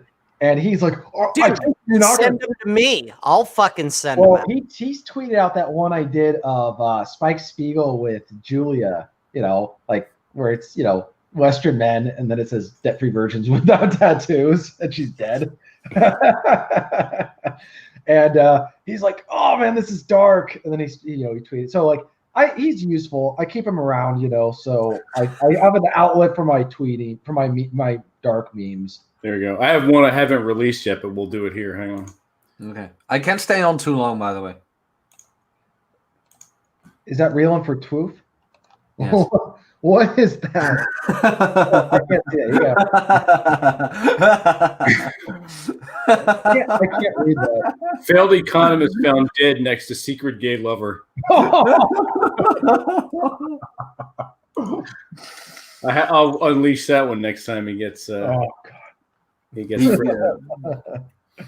Oh God. Nah, Aaron will be on the stream sooner or later. And there's nothing that we're not. Anything we say here, we say to his face. So. Yeah, we make fun of him all the time, just not to his face. Yeah, but I can imagine your backs must hurt, like bending down to such a short man and tell him straight to his face when he's like, we're sorry, Aaron. We have to bend over. You can't hear us from up here, and then you go stand up when you speak to us. Yeah. I can't reach you. You can't fucking enough. Did you see the last the meme I have in reserve, Rob, or had you walked away by that point? I think I walked away. All right, I'll share it out. Hang on. Okay. The last one I saw was fingering my own ass. No, this one's the secret gay lover one. Hang on. Oh shit. Hey, while you're pulling that up, Atham, I got a project for you, buddy. This is going to sound totally random. Dude, I can't even see that. You got to zoom that shit in for old eyes. Oh, my God. God. Atham, I got a question for you. I want you to look something up for me. How to get rid of carpet beetles. What the heck are we, Parrot? I'm going to say it sounds like an Italian cop car. No, it's Dutch. Either way. Western Europe. I think somebody's burned a house down or something. I can't even see what the headline says. What does that say? Fucking zoom in for me. Failed economist found dead next to secret gay lover. All righty. What's T.W. Beckett doing? I don't know. So, Atham, I need you to look something up. I mentioned it. I need a surefire way to get rid of carpet beetles. Yeah, get rid of the carpet. Well, yeah, but you know what? I'm not gonna fucking tear up the entire carpet in my house. Fuck that. That is not practical. I think if you wipe those shit rags on the carpet and just leave it for a while, you'll be fine. No, that would probably create more carpet beetles. Now, hang on. Wait. Hang on a second, Rob. I'm assuming you're asking this question because you have them or know someone who does. Okay. I do. All right. I know someone who has them, and I have them too. Well, that's probably why. So, and this is why you always use a condom. Exactly. TJ and I are coming out next week. Finally. I'll have you guys take care of my carpet beetles. We're just gonna urinate all over your carpet. Oh, I thought so you meant what you're saying is you're gonna be like my dog that I used to have that used to piss everywhere. Okay. All right. You're gonna mark our territory. Guys, I got another one. I got another one in the chat. I got another one in the DMs. Just so you know, that didn't get rid of carpet beetles either. So we got to try something else. But we have a Twitter DM group where I'm in as well, right? Yes, you're in it. Yeah. Why can't I see it? Because we didn't send it to you. No, well, this is very upsetting then. I feel left out.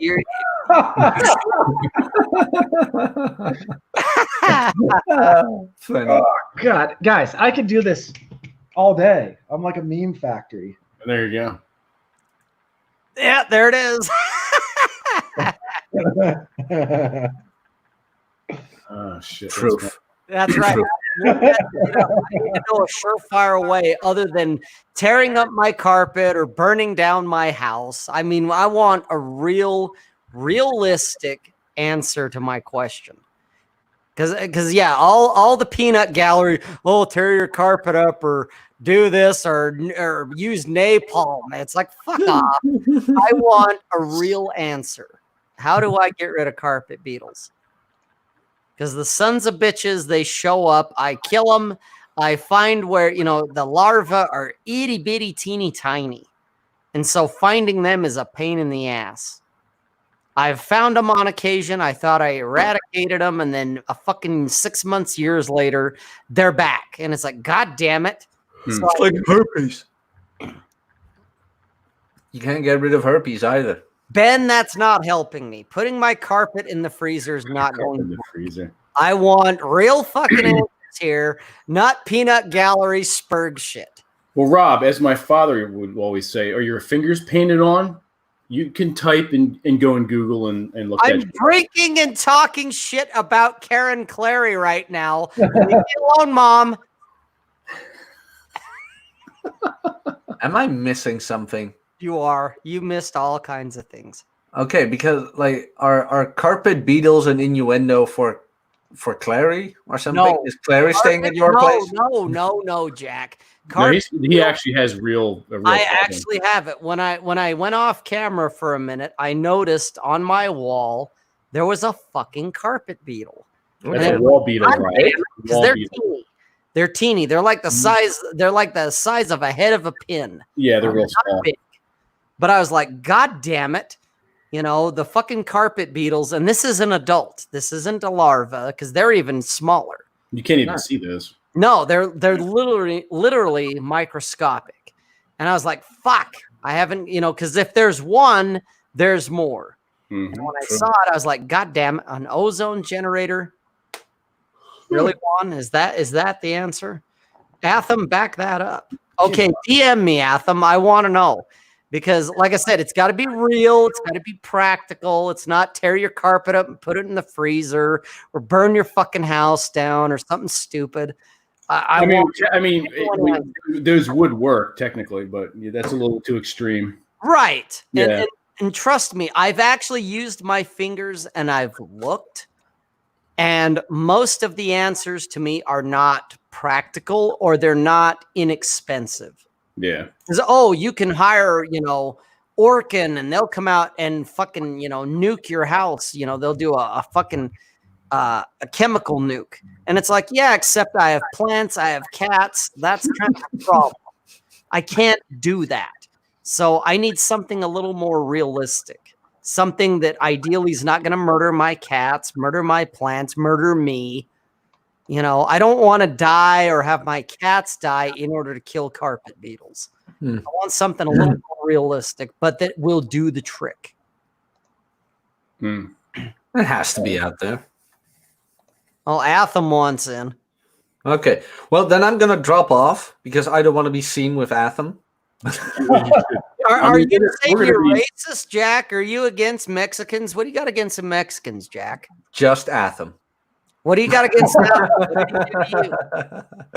No, I'm kidding, but I am going to drop off. All right. All right. The hell out of here. Great video. Thanks for having me on, and I'll see you guys soon. Yeah, absolutely. All right, where the hell? Oh, here we go. All right, we're going to be signing off soon, but Atham, you can come in for a little bit. Come on in, see? Come on in here and be like a gangster like us, see?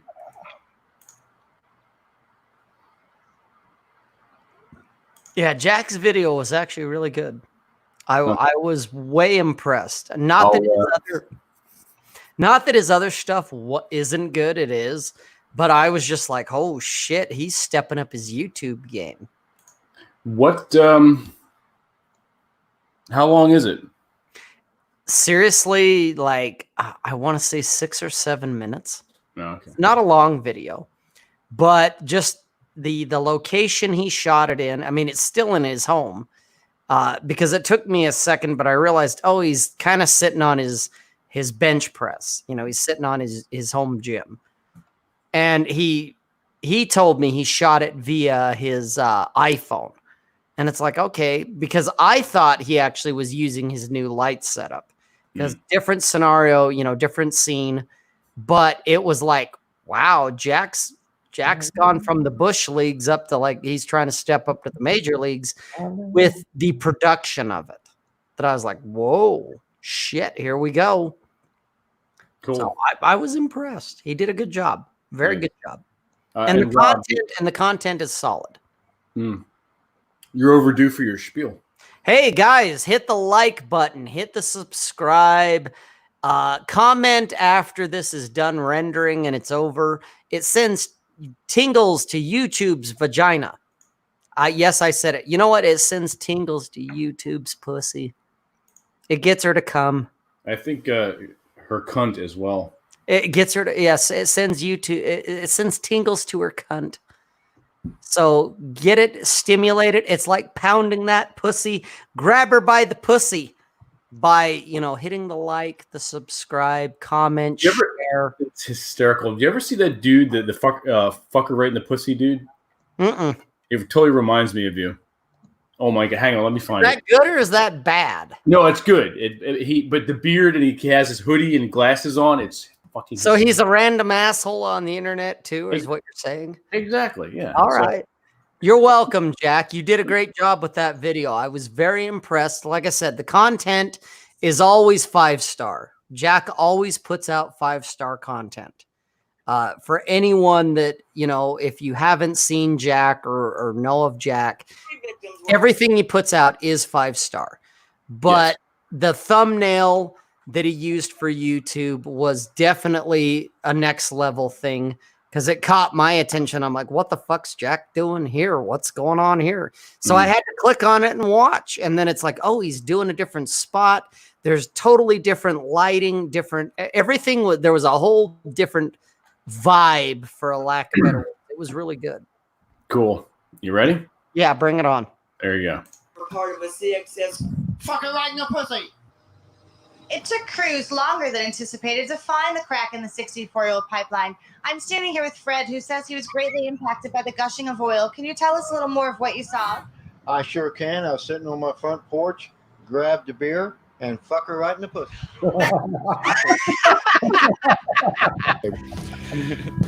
I seen it out there. She's being videotaped, doing a thing about some kind of train wreck, and I said, here's my chance.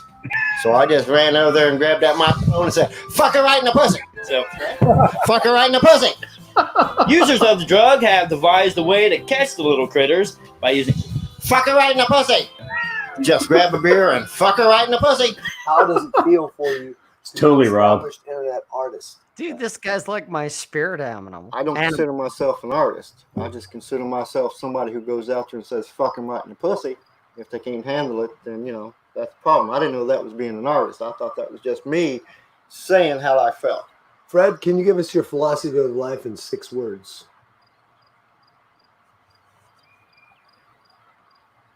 Fuck her right in the pussy. Cheers, Fred. Cheers, Max. That dude is my spirit animal. He needs to work on his mustache game, though. He needs to trim that shit up a little bit. There you go. Looks like Rob's brother. No shit. Yep. Now that's real news right there. AJ's got it. Yes, sir. Indeed. Yeah, that guy is definitely my spirit animal. So yeah, so that's, Jack did a great job on his video. Like I said, I was up early for, God, I don't even know why, but I was up early. And I got the notification on YouTube and it was like, oh, Jack's up. But of course, why wouldn't Jack be up? He's like 8 hours ahead of me. So it's like in the afternoon already for him. And it was like, what the fuck's this thumbnail? What's Jack doing here? What's going on here? And I was impressed. I was like, oh shit, Jack's trying to get up into the A leagues. It's like, Right. okay. So he did a good job. Cool. I will check that out. I mean, we can play it now if you guys want to hear it. Do it. Let's let me go grab that shit. Do. Where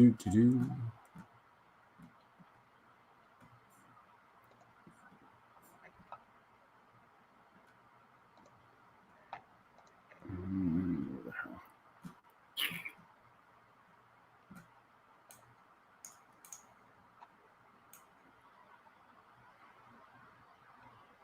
The fuck? Yeah, all right.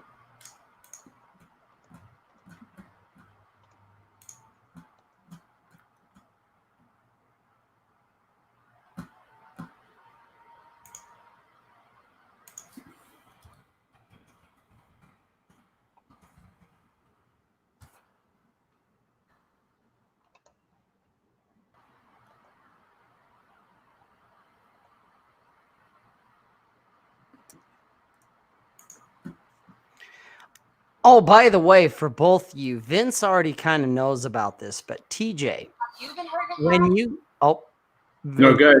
I I'll was just mute it. gonna say when you guys, because you're both coming out here in less than a week.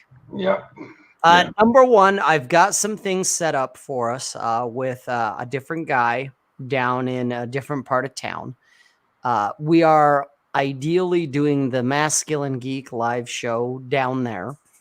And also, I've mentioned this to Vince, and so I'm bringing it to you, TJ.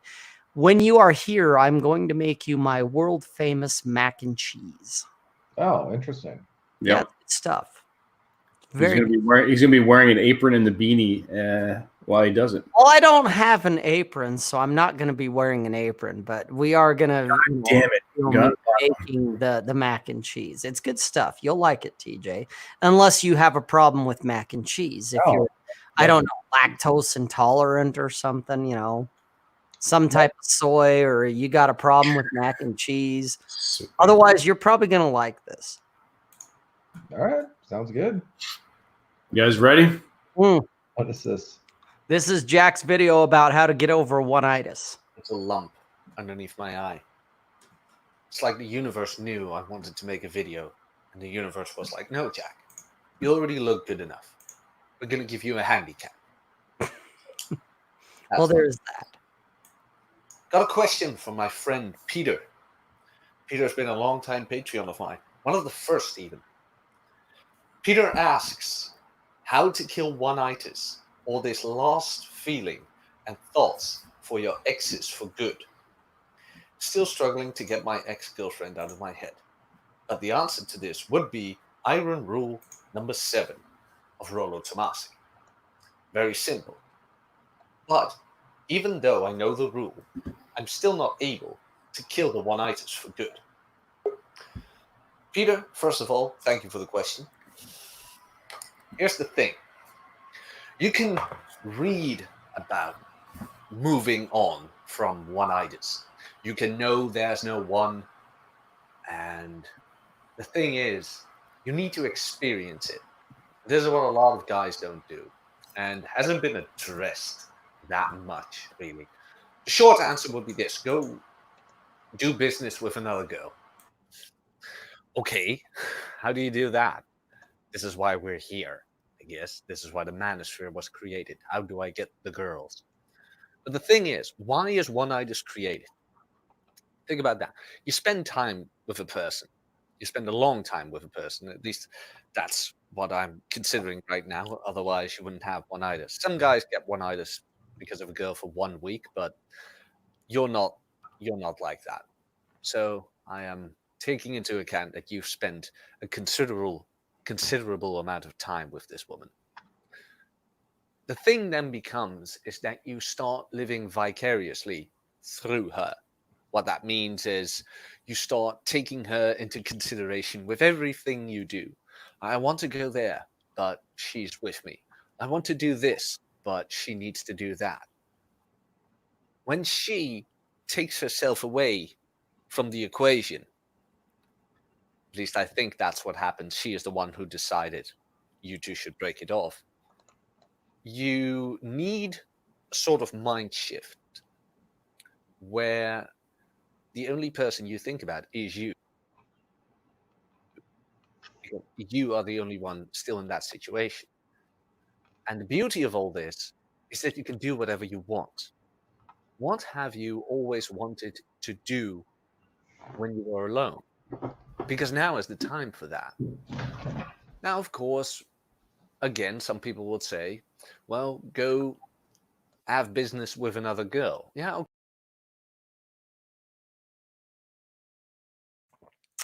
One thing I can say, hey, Atham. Yeah. Now go actually to What's going on, guys? Go to Jack's page. Go to the channel, check it out. Go watch the rest of it and like it. Right. One thing I can say that about Jack's video, besides the lighting, the thumbnail, all of that stuff, a few things I noticed that which was good. It's all positive in my opinion. His he skirted around getting under another girl, using the term, fucking another chick, getting, banging another chick, whatever terminology, where he called it business. It's like, oh, he's learning how to circumvent the algorithm, which is a smart move. I'll give him that. It's like, oh, all right. He's got that figured out, so I give him credit for that as well. And when I watched it from start to finish. And at the very end, the ads showed up. So that tells me that, never mind that Jack has enough to monetize, but the fact is that it was monetized. It's like, oh, Jack's going to get a couple of pennies out of this one, because it met the requirements. He wasn't using trigger words, whether he's talking about fucking or, get under a woman, he's talking about, doing business with a woman. But I liked that. So it's like, kudos to Jack. Yeah, I'll watch the rest of it later. It's a good it's a good video. So go take a look at that, gentlemen. Atham, good to see you again. Likewise. How you doing over there? How you holding up? Pretty good. I just had breakfast and now I'm enjoying a coffee and cigar. Oh, nice. What are you smoking? What is this? I don't know. One that I've never seen before, but it's from Nicaragua. Okay. Kind of nice. There's a label. I got Norsa leaf. I don't know what the hell that means, but yeah. Oh, all right. Never heard of it. Yeah. Same, but is it good? It's tasty. Yeah, it's pretty good, man. I love it. But anyway, Rob, I'm gonna send you a link to an Amazon product. Okay. I don't know. I need to do some more reading about it. Because I know that it works for bed bugs. But Yeah. the mechanism of this product, it's made out of silica. So what it does is that, and it's ionized, which means that it is attracted to their skin. If they walk by this, it's kind of like a powder. If they walk by, that thing attaches to them and sucks the water out of their body. And yeah, so you leave it on. Well, I mean, you leave it around on your carpet, I guess. That's why. Is it safe for animals? Yeah, because I mean, it's safe to breathe. It's this silica is like roundish. The molecule is roundish, so it doesn't have sharp edges, so there's no problem for your lungs. You can leave it around for 10 years. It's up to 10 years if left under. Well, if you don't vacuum your carpet. So that's the mechanism under which it kills the bug. It dries it to death. Okay. But I need to do a little bit more of research. That's the first thing that came to my mind. I don't know if it'll work with. I don't see why not. I mean, it's still a bug, right? It has still. It depends on moisture to survive. So, I'll send you the product. You can take a look, and I'll do some more reading here. And it's cheap as fuck. So it's good, man. Oh, even better. That it's cheap. Like I said, my concerns is economically. Yeah, I don't want to burn the house down or tear up the carpet to get rid of them. And I don't want it to fuck up me or my cats or my plants. I want it to be somewhat safe. Otherwise, it's like, yeah, I know the traditional options. Right. And so I'm looking for something that, I don't have to tear up my carpet, and if my cats get it on them or they eat it for some reason or something, it's not going to kill them. Right. No, this thing is inert. Okay. Yeah, but like I said, I'm gonna do some more reading. Okay. Yeah, send me. You follow me on Twitter. We follow each other. Send me the link. I want to. I'm curious. Zyklon, nice, Fermina. Yeah, I'm looking for the product right now. I still have it around because I bought a bunch of it to try it, and it worked, man.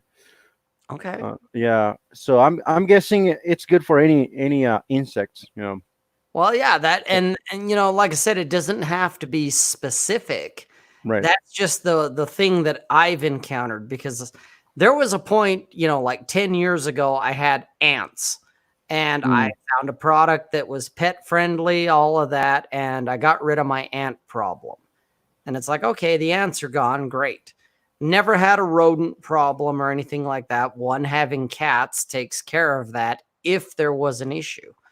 But the one bug that I've had on and off for years that I just can't seem to get rid of is carpet beetles. Gotcha. And it's like, I okay, I actually just found it. It's in a private chat, so you can look at the link. okay. I mean, don't buy it just yet. I'm gonna go do Right. some No, more I reading, want yeah. to look at it too. Oh, but it says for control of bed bugs, fleas, ticks, lice, roaches, ants, fire bats, TJ, termites. Yeah, it might work. The only thing that I need to check on is how safe this is for cats. As Right. far as I know, it's safe, but I cannot. I'm not 100% sure. So let me check that. Okay. Yeah, no, looking at this, it's like, whoa, wow, it kind of goes a one and done. Yeah, I mean, this is something you can. Well, you don't spray around it because it's a really, really, really fluffy powder. Um, I don't know what's the word then. You don't spray it. You put it on your carpet. Maybe every 6 months. I mean, that bottle's gonna last you forever, man. Yeah, Yeah. that's and it's definitely economical. Right. I mean, you might as well just try this first before going and nuking the shit out of them, right? This is only Right. what, $12, Yeah. Yeah, $12 and change. right? You need to get I mean, you need to get an extra thing. It's like a plier, but it's like $6. I'll give you a link to. Okay. Yeah. Well, where it mentions, because I'm looking at the description, and one of the bullet points that it says is labeled for treating cracks, crevices, voids, mattresses, carpets, pet rest areas, attics, and many other areas. But where it's saying pet rest areas, that almost sounds like it's safe for animals. Yeah. And now to add on what Chess Rockwell is saying in the chat, I wouldn't use DE. It is good for that application. The problem is that on a molecular level, it's all sharp. So if you inhale that thing, it's really bad for you or your pets. Yeah, like this I said, thing doesn't have the problem. Yeah, I don't want to hurt the pets. I'm not as worried about me because I'm not home 24/7. Where my animals are home 24/7. Right. Organic. I don't know. I don't think it's organic. It's made out of silica. It's definitely not organic. Yeah, it's kind of like made out of something similar to sand. But yeah, that's my 2 cents, man. Cool. Yeah. I was a little late to give shit to Cappy, but that's fine. There'll be other times. Yeah, of course. There are always more times.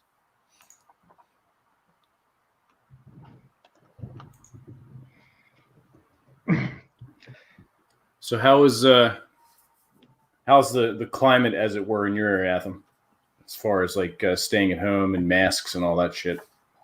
Actually, no. Well, when was the last time I went out? Well, I went to Reno on Thursday. I actually did not follow social distancing protocols. Fuck that. I went to meet with three classmates of mine. We were studying for a test, and then yesterday I had like over 12 people here at my place. Nice. But no, I mean, some Karens around with their masks, and but it's not mandatory so far here in the area where I am. I think Juan Cabrera mentioned that they are going to make it mandatory starting on the 22nd in his county. So that's kind of shitty, but not here, not yet. I mean, I'm kind of out there in a semi-rural area, so it's not as brutal as being in the city. Gotcha. Mm-hmm. And weather-wise, well, I think we're gonna get some snow tomorrow. Really? Yeah, it's gonna be kind of shitty for maybe snow showers. It's gonna be kind of shitty for a day, and then it's gonna be really nice after that. Okay, it's not bad. Yeah, pretty chill, pretty mellow here, man. You can find anything in the stores, well, except toilet paper. That's kind of hard to find still. Yeah, but all paper products are still in low supply. It's not as crazy as it was a month ago, though. You can find toilet paper. It's just a little difficult. But meat and milk and eggs, it's all out there, man. Eggs occasionally run out, but they always bring more. Yeah, and there's a limit. I know a couple places near me. They have you can buy 2 of whatever, and that's it per person. Right. Yeah. Last time I went to Costco, which was 2 weeks ago in Reno, they were limiting like $1 per customer. That's it. Yeah. I mean, that's for the best. That's for all these fucking people that lose their mind and get all scared and shit and decide they're going to buy 5, 6, 7 of everything. Yeah, or everything on the shelves. Another change I noticed is when you go to places like 7-Eleven or the AM/PM gas station, now they have like a panel of what is it, plexiglass, I guess. Yeah, and they're wearing masks. On that, yeah. Yeah, which I guess it's a good thing. Yeah, looks a little bit odd to me, but whatever you do to make yourself feel safer, I guess. Yep. What about you guys? Pretty much the same thing. There's a lot of the big box stores like Wegmans near me. They have this like bread line outside, and they only let so many people in. They've got police. It's like you fucking. Every liquor store in Utah too. Yeah, I'm like, no, I'm not fucking doing that. So I go to places that don't have that. I'm ignoring that. I'm probably the only guy in this supermarket without a face mask. And go fuck yourself. Mm-hmm. Yeah, that's funny you say that because I also went to Reno before 2 weeks ago, and I saw the big line outside of what was it? I forget if it was a Walmart or a Winco. I just wanted to buy a couple of things. I was like, no, I'm not gonna stand in line for that. Yeah, I just go somewhere else. The same thing with I was going to go to Home Depot to get some stuff for a home improvement project, and there was a line outside. Then I go to the Walmart; they got a line outside too. And I said, you know what? I'm not dealing with this stuff. Like I don't. Right. Oh, I was like, did everyone leave except me and Rob? No, we're here. I'm just showing off his pussy. Stop feeding that cat so much. Holy moly! Was that a bobcat? No, it's a Maine Coon. Bobcat. Jesus Christ, that thing is huge, man. It does look like a bobcat. Yeah, except he's long tail, but he's big. No, it is. Yeah. Yeah. So yeah, I just get so tired of this stuff. And it's so the way that people have been reacting is, I don't know. My tolerance level is gone away. The problem is like I can't force. Whoa! Why are we focusing on me? Because we love your beautiful blue eyes, TJ. That's why. And that's a real live cat. Go ahead, TJ. Continue. I was like really confused. Like, what is see, going on? see, if you want him to be brief, just make his image bigger, and then he'll shut up. You're up, TJ. Talk. I'm good. No, I'm just getting tired of it. But the problem is I can't force a company or business to do something. So that's really what. Personally, as far as I'm concerned, the governors. I mean, the businesses are private. All right.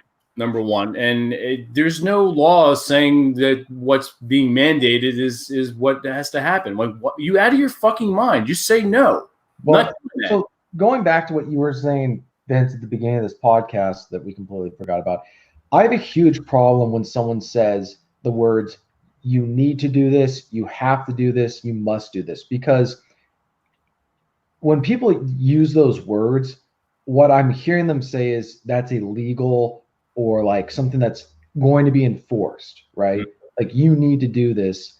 There's a sense of urgency to that rather than, well, this is something you could do, something you should do. Even, I think that that's a strong word, but when people say you can't do that, that to me is like something that really bothers me. Like for whatever reason, I have a huge problem when people say use certain words and it's not a reflection of the situation. It was like when I one time I'm trying to think of an example that would make sense. Yeah, I'm not going to be brief, so that's it. All right. Cool. Yeah. Yeah, it's like I was coming out of the liquor store without a mask. Like, oh, next time you come in, you have to. I'm like, no, actually, I don't. What, Mike? I don't. And if you're going to attempt to enforce this, the people that don't have a mask, are you going to supply them for us? Because that's what you should be doing, asshole. And I said, number two, what if somebody has a health condition where they can't wear a mask? Have you thought of that one? No, you didn't. So just go fuck yourself. I'm not coming back here anymore. Fuck off. Right. Yeah, guys. I think we're overreacting a little bit here. You know, I understand if the virus can be bad for some people, but I mean, look at the numbers.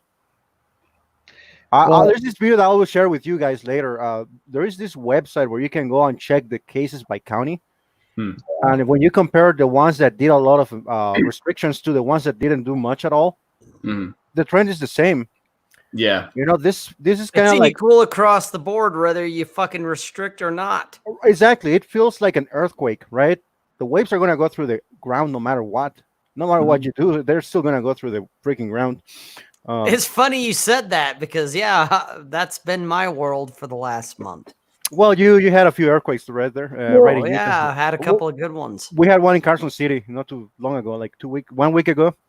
Yeah. So it's very apt that you're mentioning that.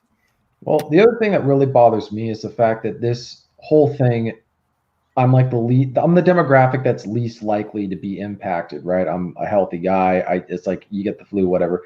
And so shutting down my life and everything that I do for the sake of people who, you know, the weak, the sick, and the immunocompromised. Fuck yeah. them. Yeah. Well, my whole thought is one, the older, it's like, so on your way out the door, you're going to just completely destroy the economy. Yep. Just because you're dying. It's like, one more thing, TJ, you live alone. So, right? I mean, you should be able to just go and do your thing, man. Well, I mean, my lifestyle really hasn't changed a whole lot. Other than going to the gym, it's now closed. And I think if the gym and the home gym master race.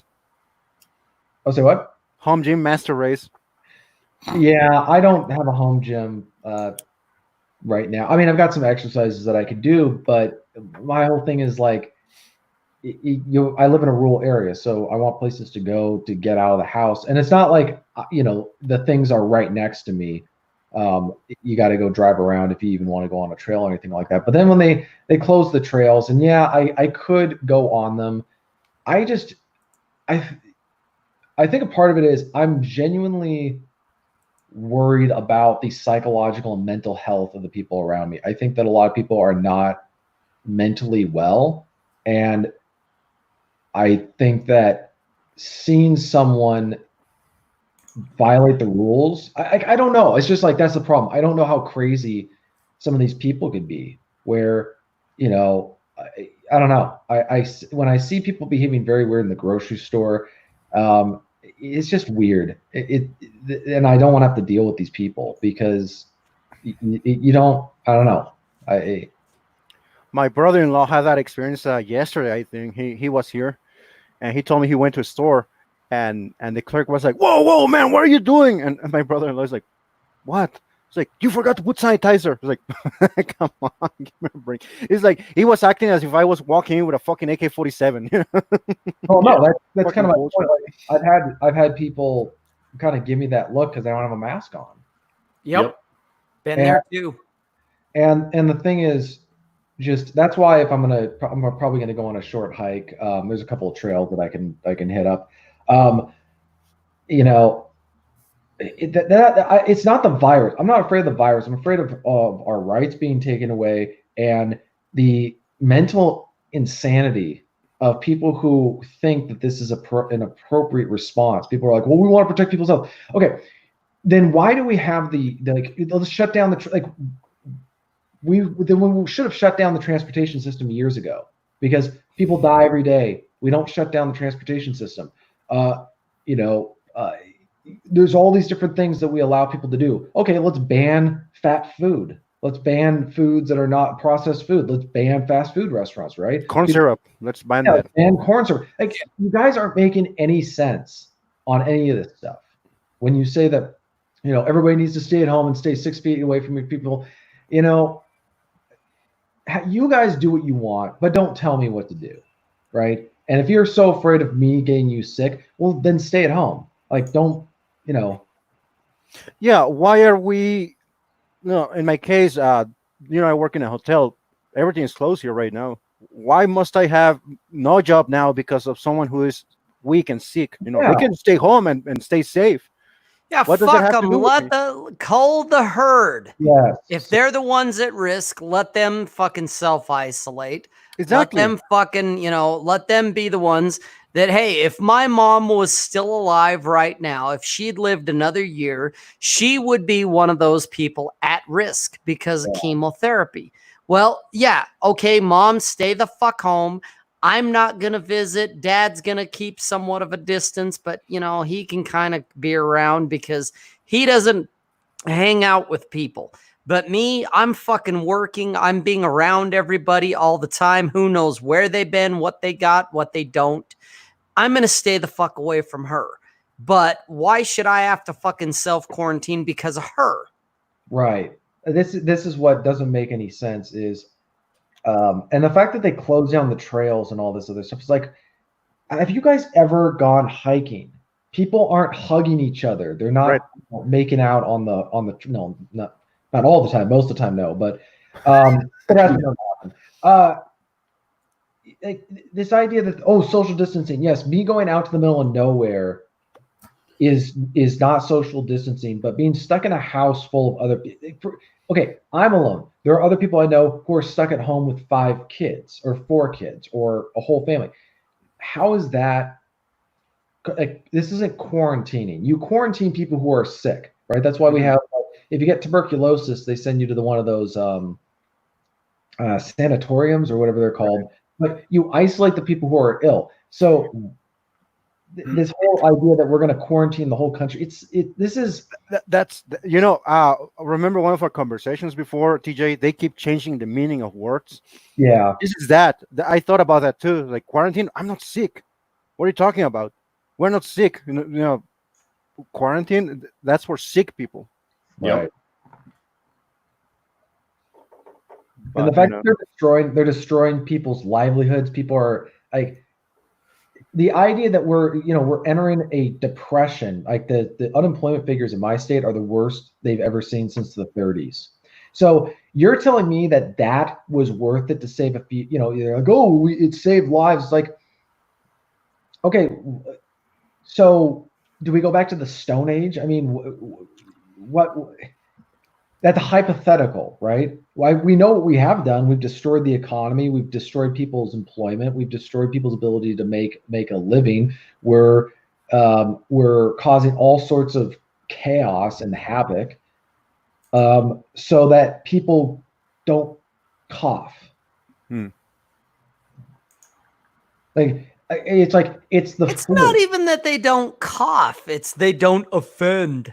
I mean, the fact that y'all have said it to one degree or another that, you looked like fucking vermin because you didn't wear a mask. Never mind that you didn't cough or sneeze or look like you're diseased. The fact that you didn't wear a fucking mask. Oh my God, you're a degenerate. You're vermin because you didn't wear a mask. That's the offense. Okay. Like I said, I'm glad I'm not in the armored car industry anymore because I've walked into banks to service them.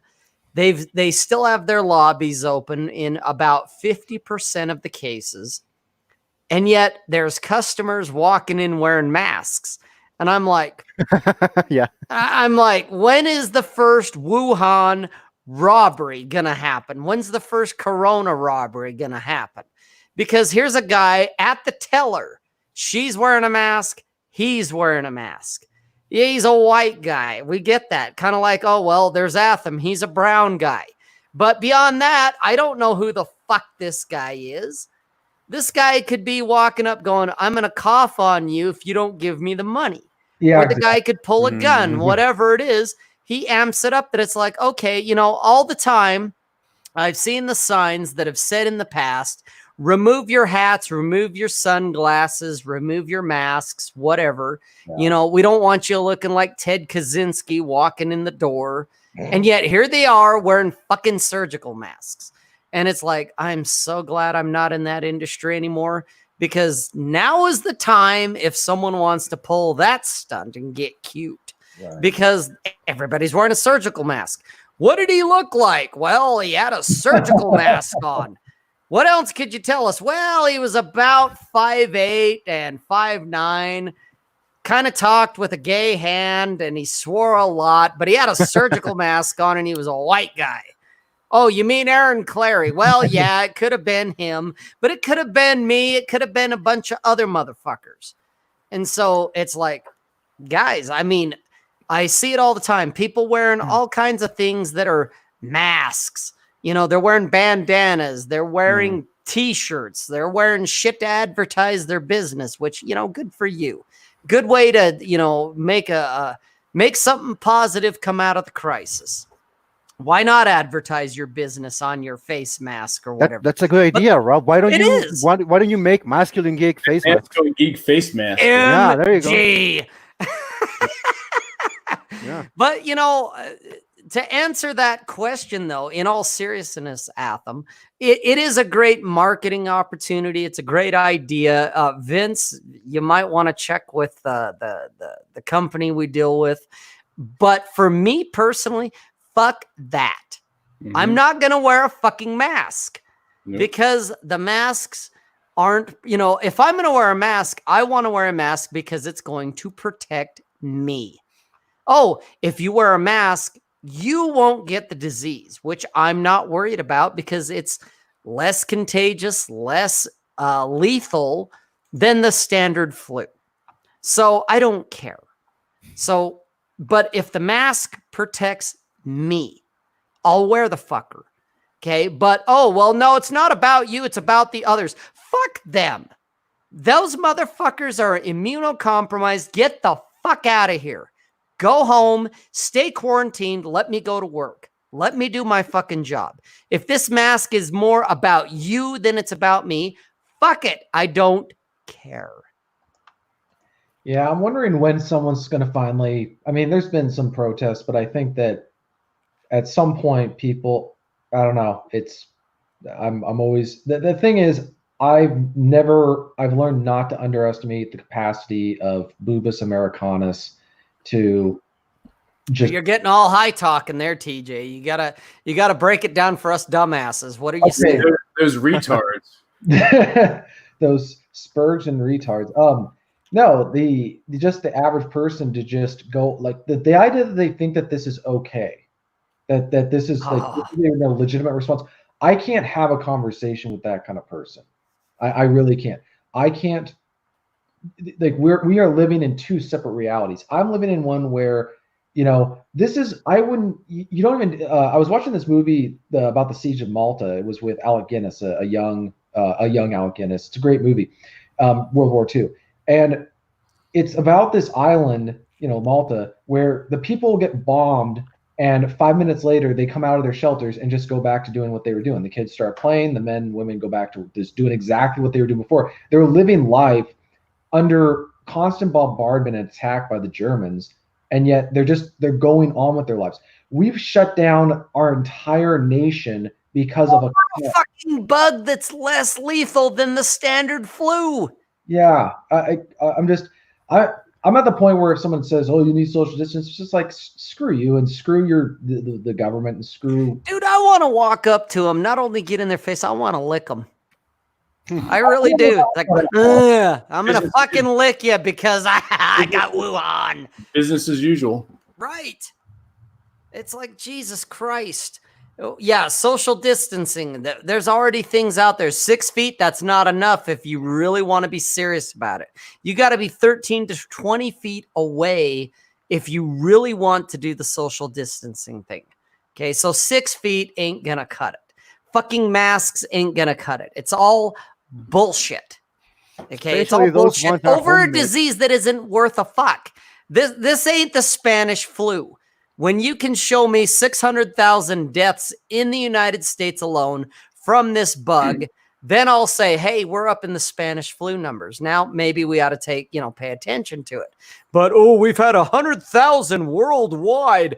Dude, we're going to have more deaths from fucking car accidents alone this year. We're going to have 300,000 car accident deaths. Should we ban fucking cars?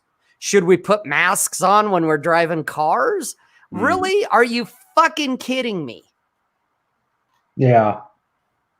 Yeah, that's why I'm gonna go. I've got stuff to do around the house, but I'm gonna go on a small hike and don't wear a mask, TJ, and get close to people. Make them uncomfortable. Oh, Atham. I don't know if Vince did, but I ordered a new pipe that comes with its own stand. It's a church warden.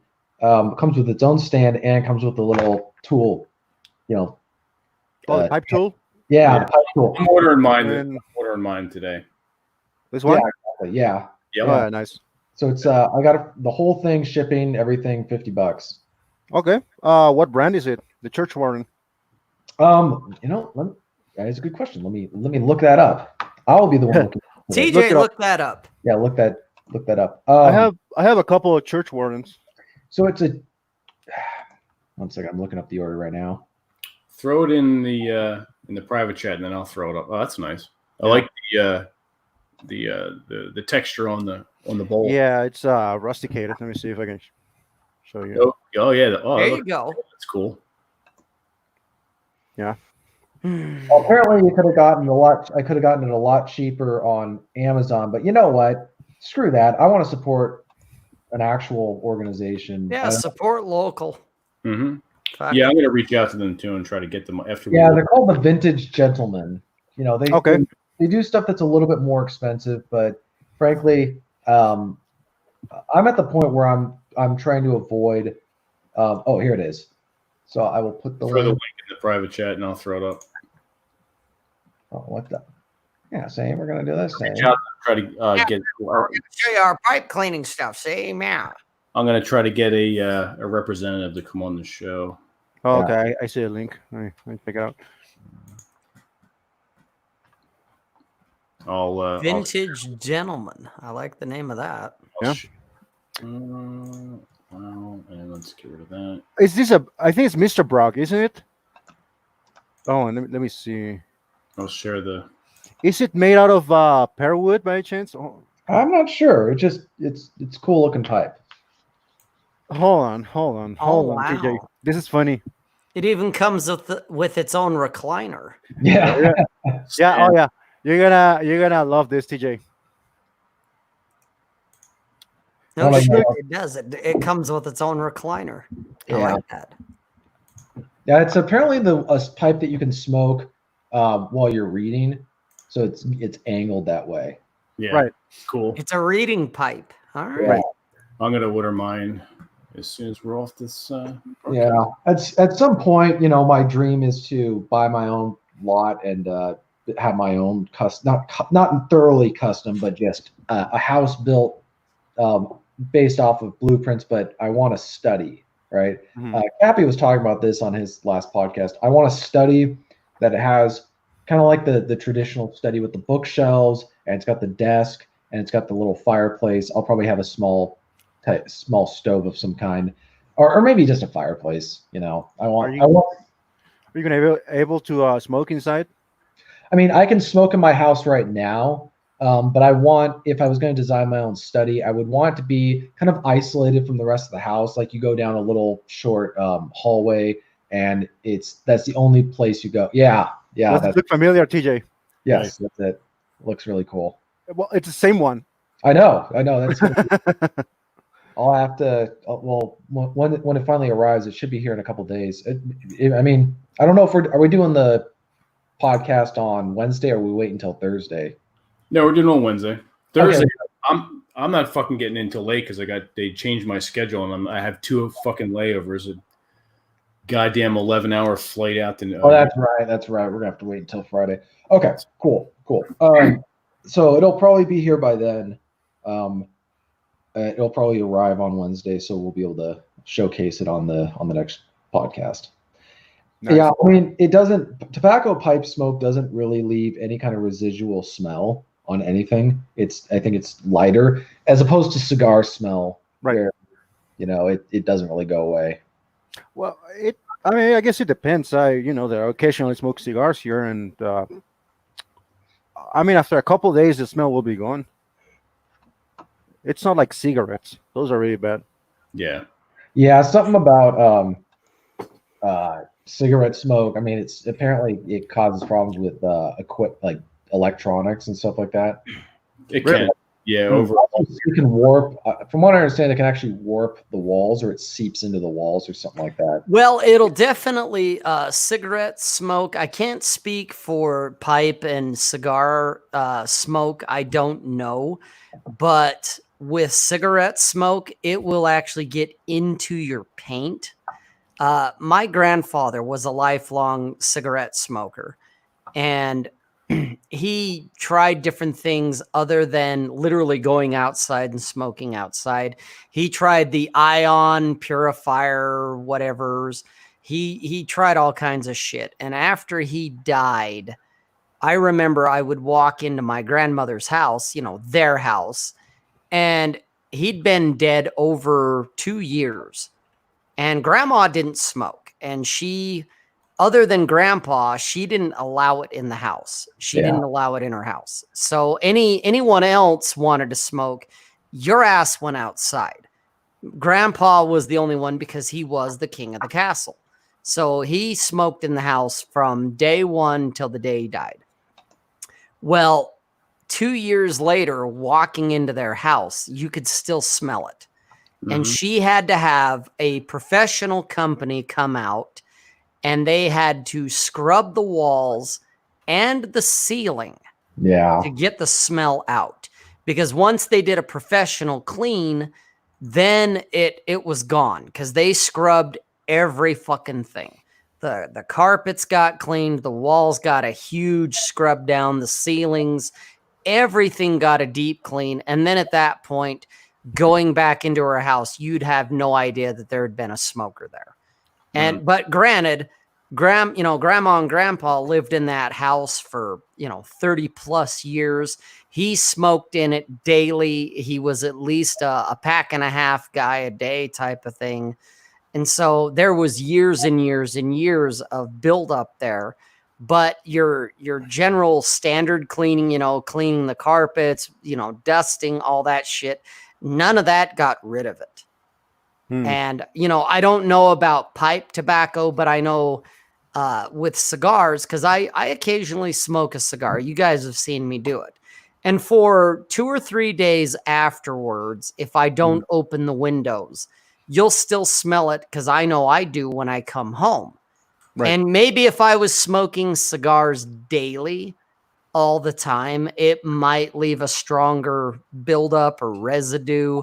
But I know for me, where it's like, once a week, once every other week, once every 3 weeks, whatever it is, I don't, I'm not a daily cigar smoker.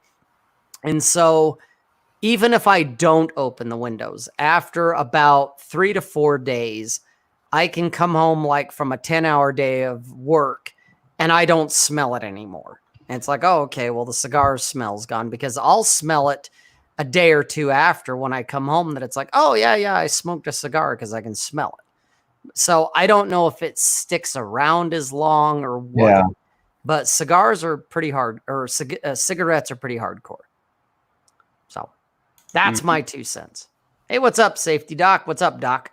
Yeah, there's a good way for for smaller objects, like when I go to maybe estate sales for books and things like that, and once in a while you run into a house, exactly what Rob is talking about. And the problem with books is the nicotine gets soaked up in the pages. What you can do is get a large Tupperware, fill it halfway with coffee beans, throw in the small object or the book, and just let it sit in there for a couple days, sealed up in the coffee beans. The coffee beans will absorb the smoke, the nicotine, and then you're fine. So. Well, it's like coffee beans are a palate cleanser.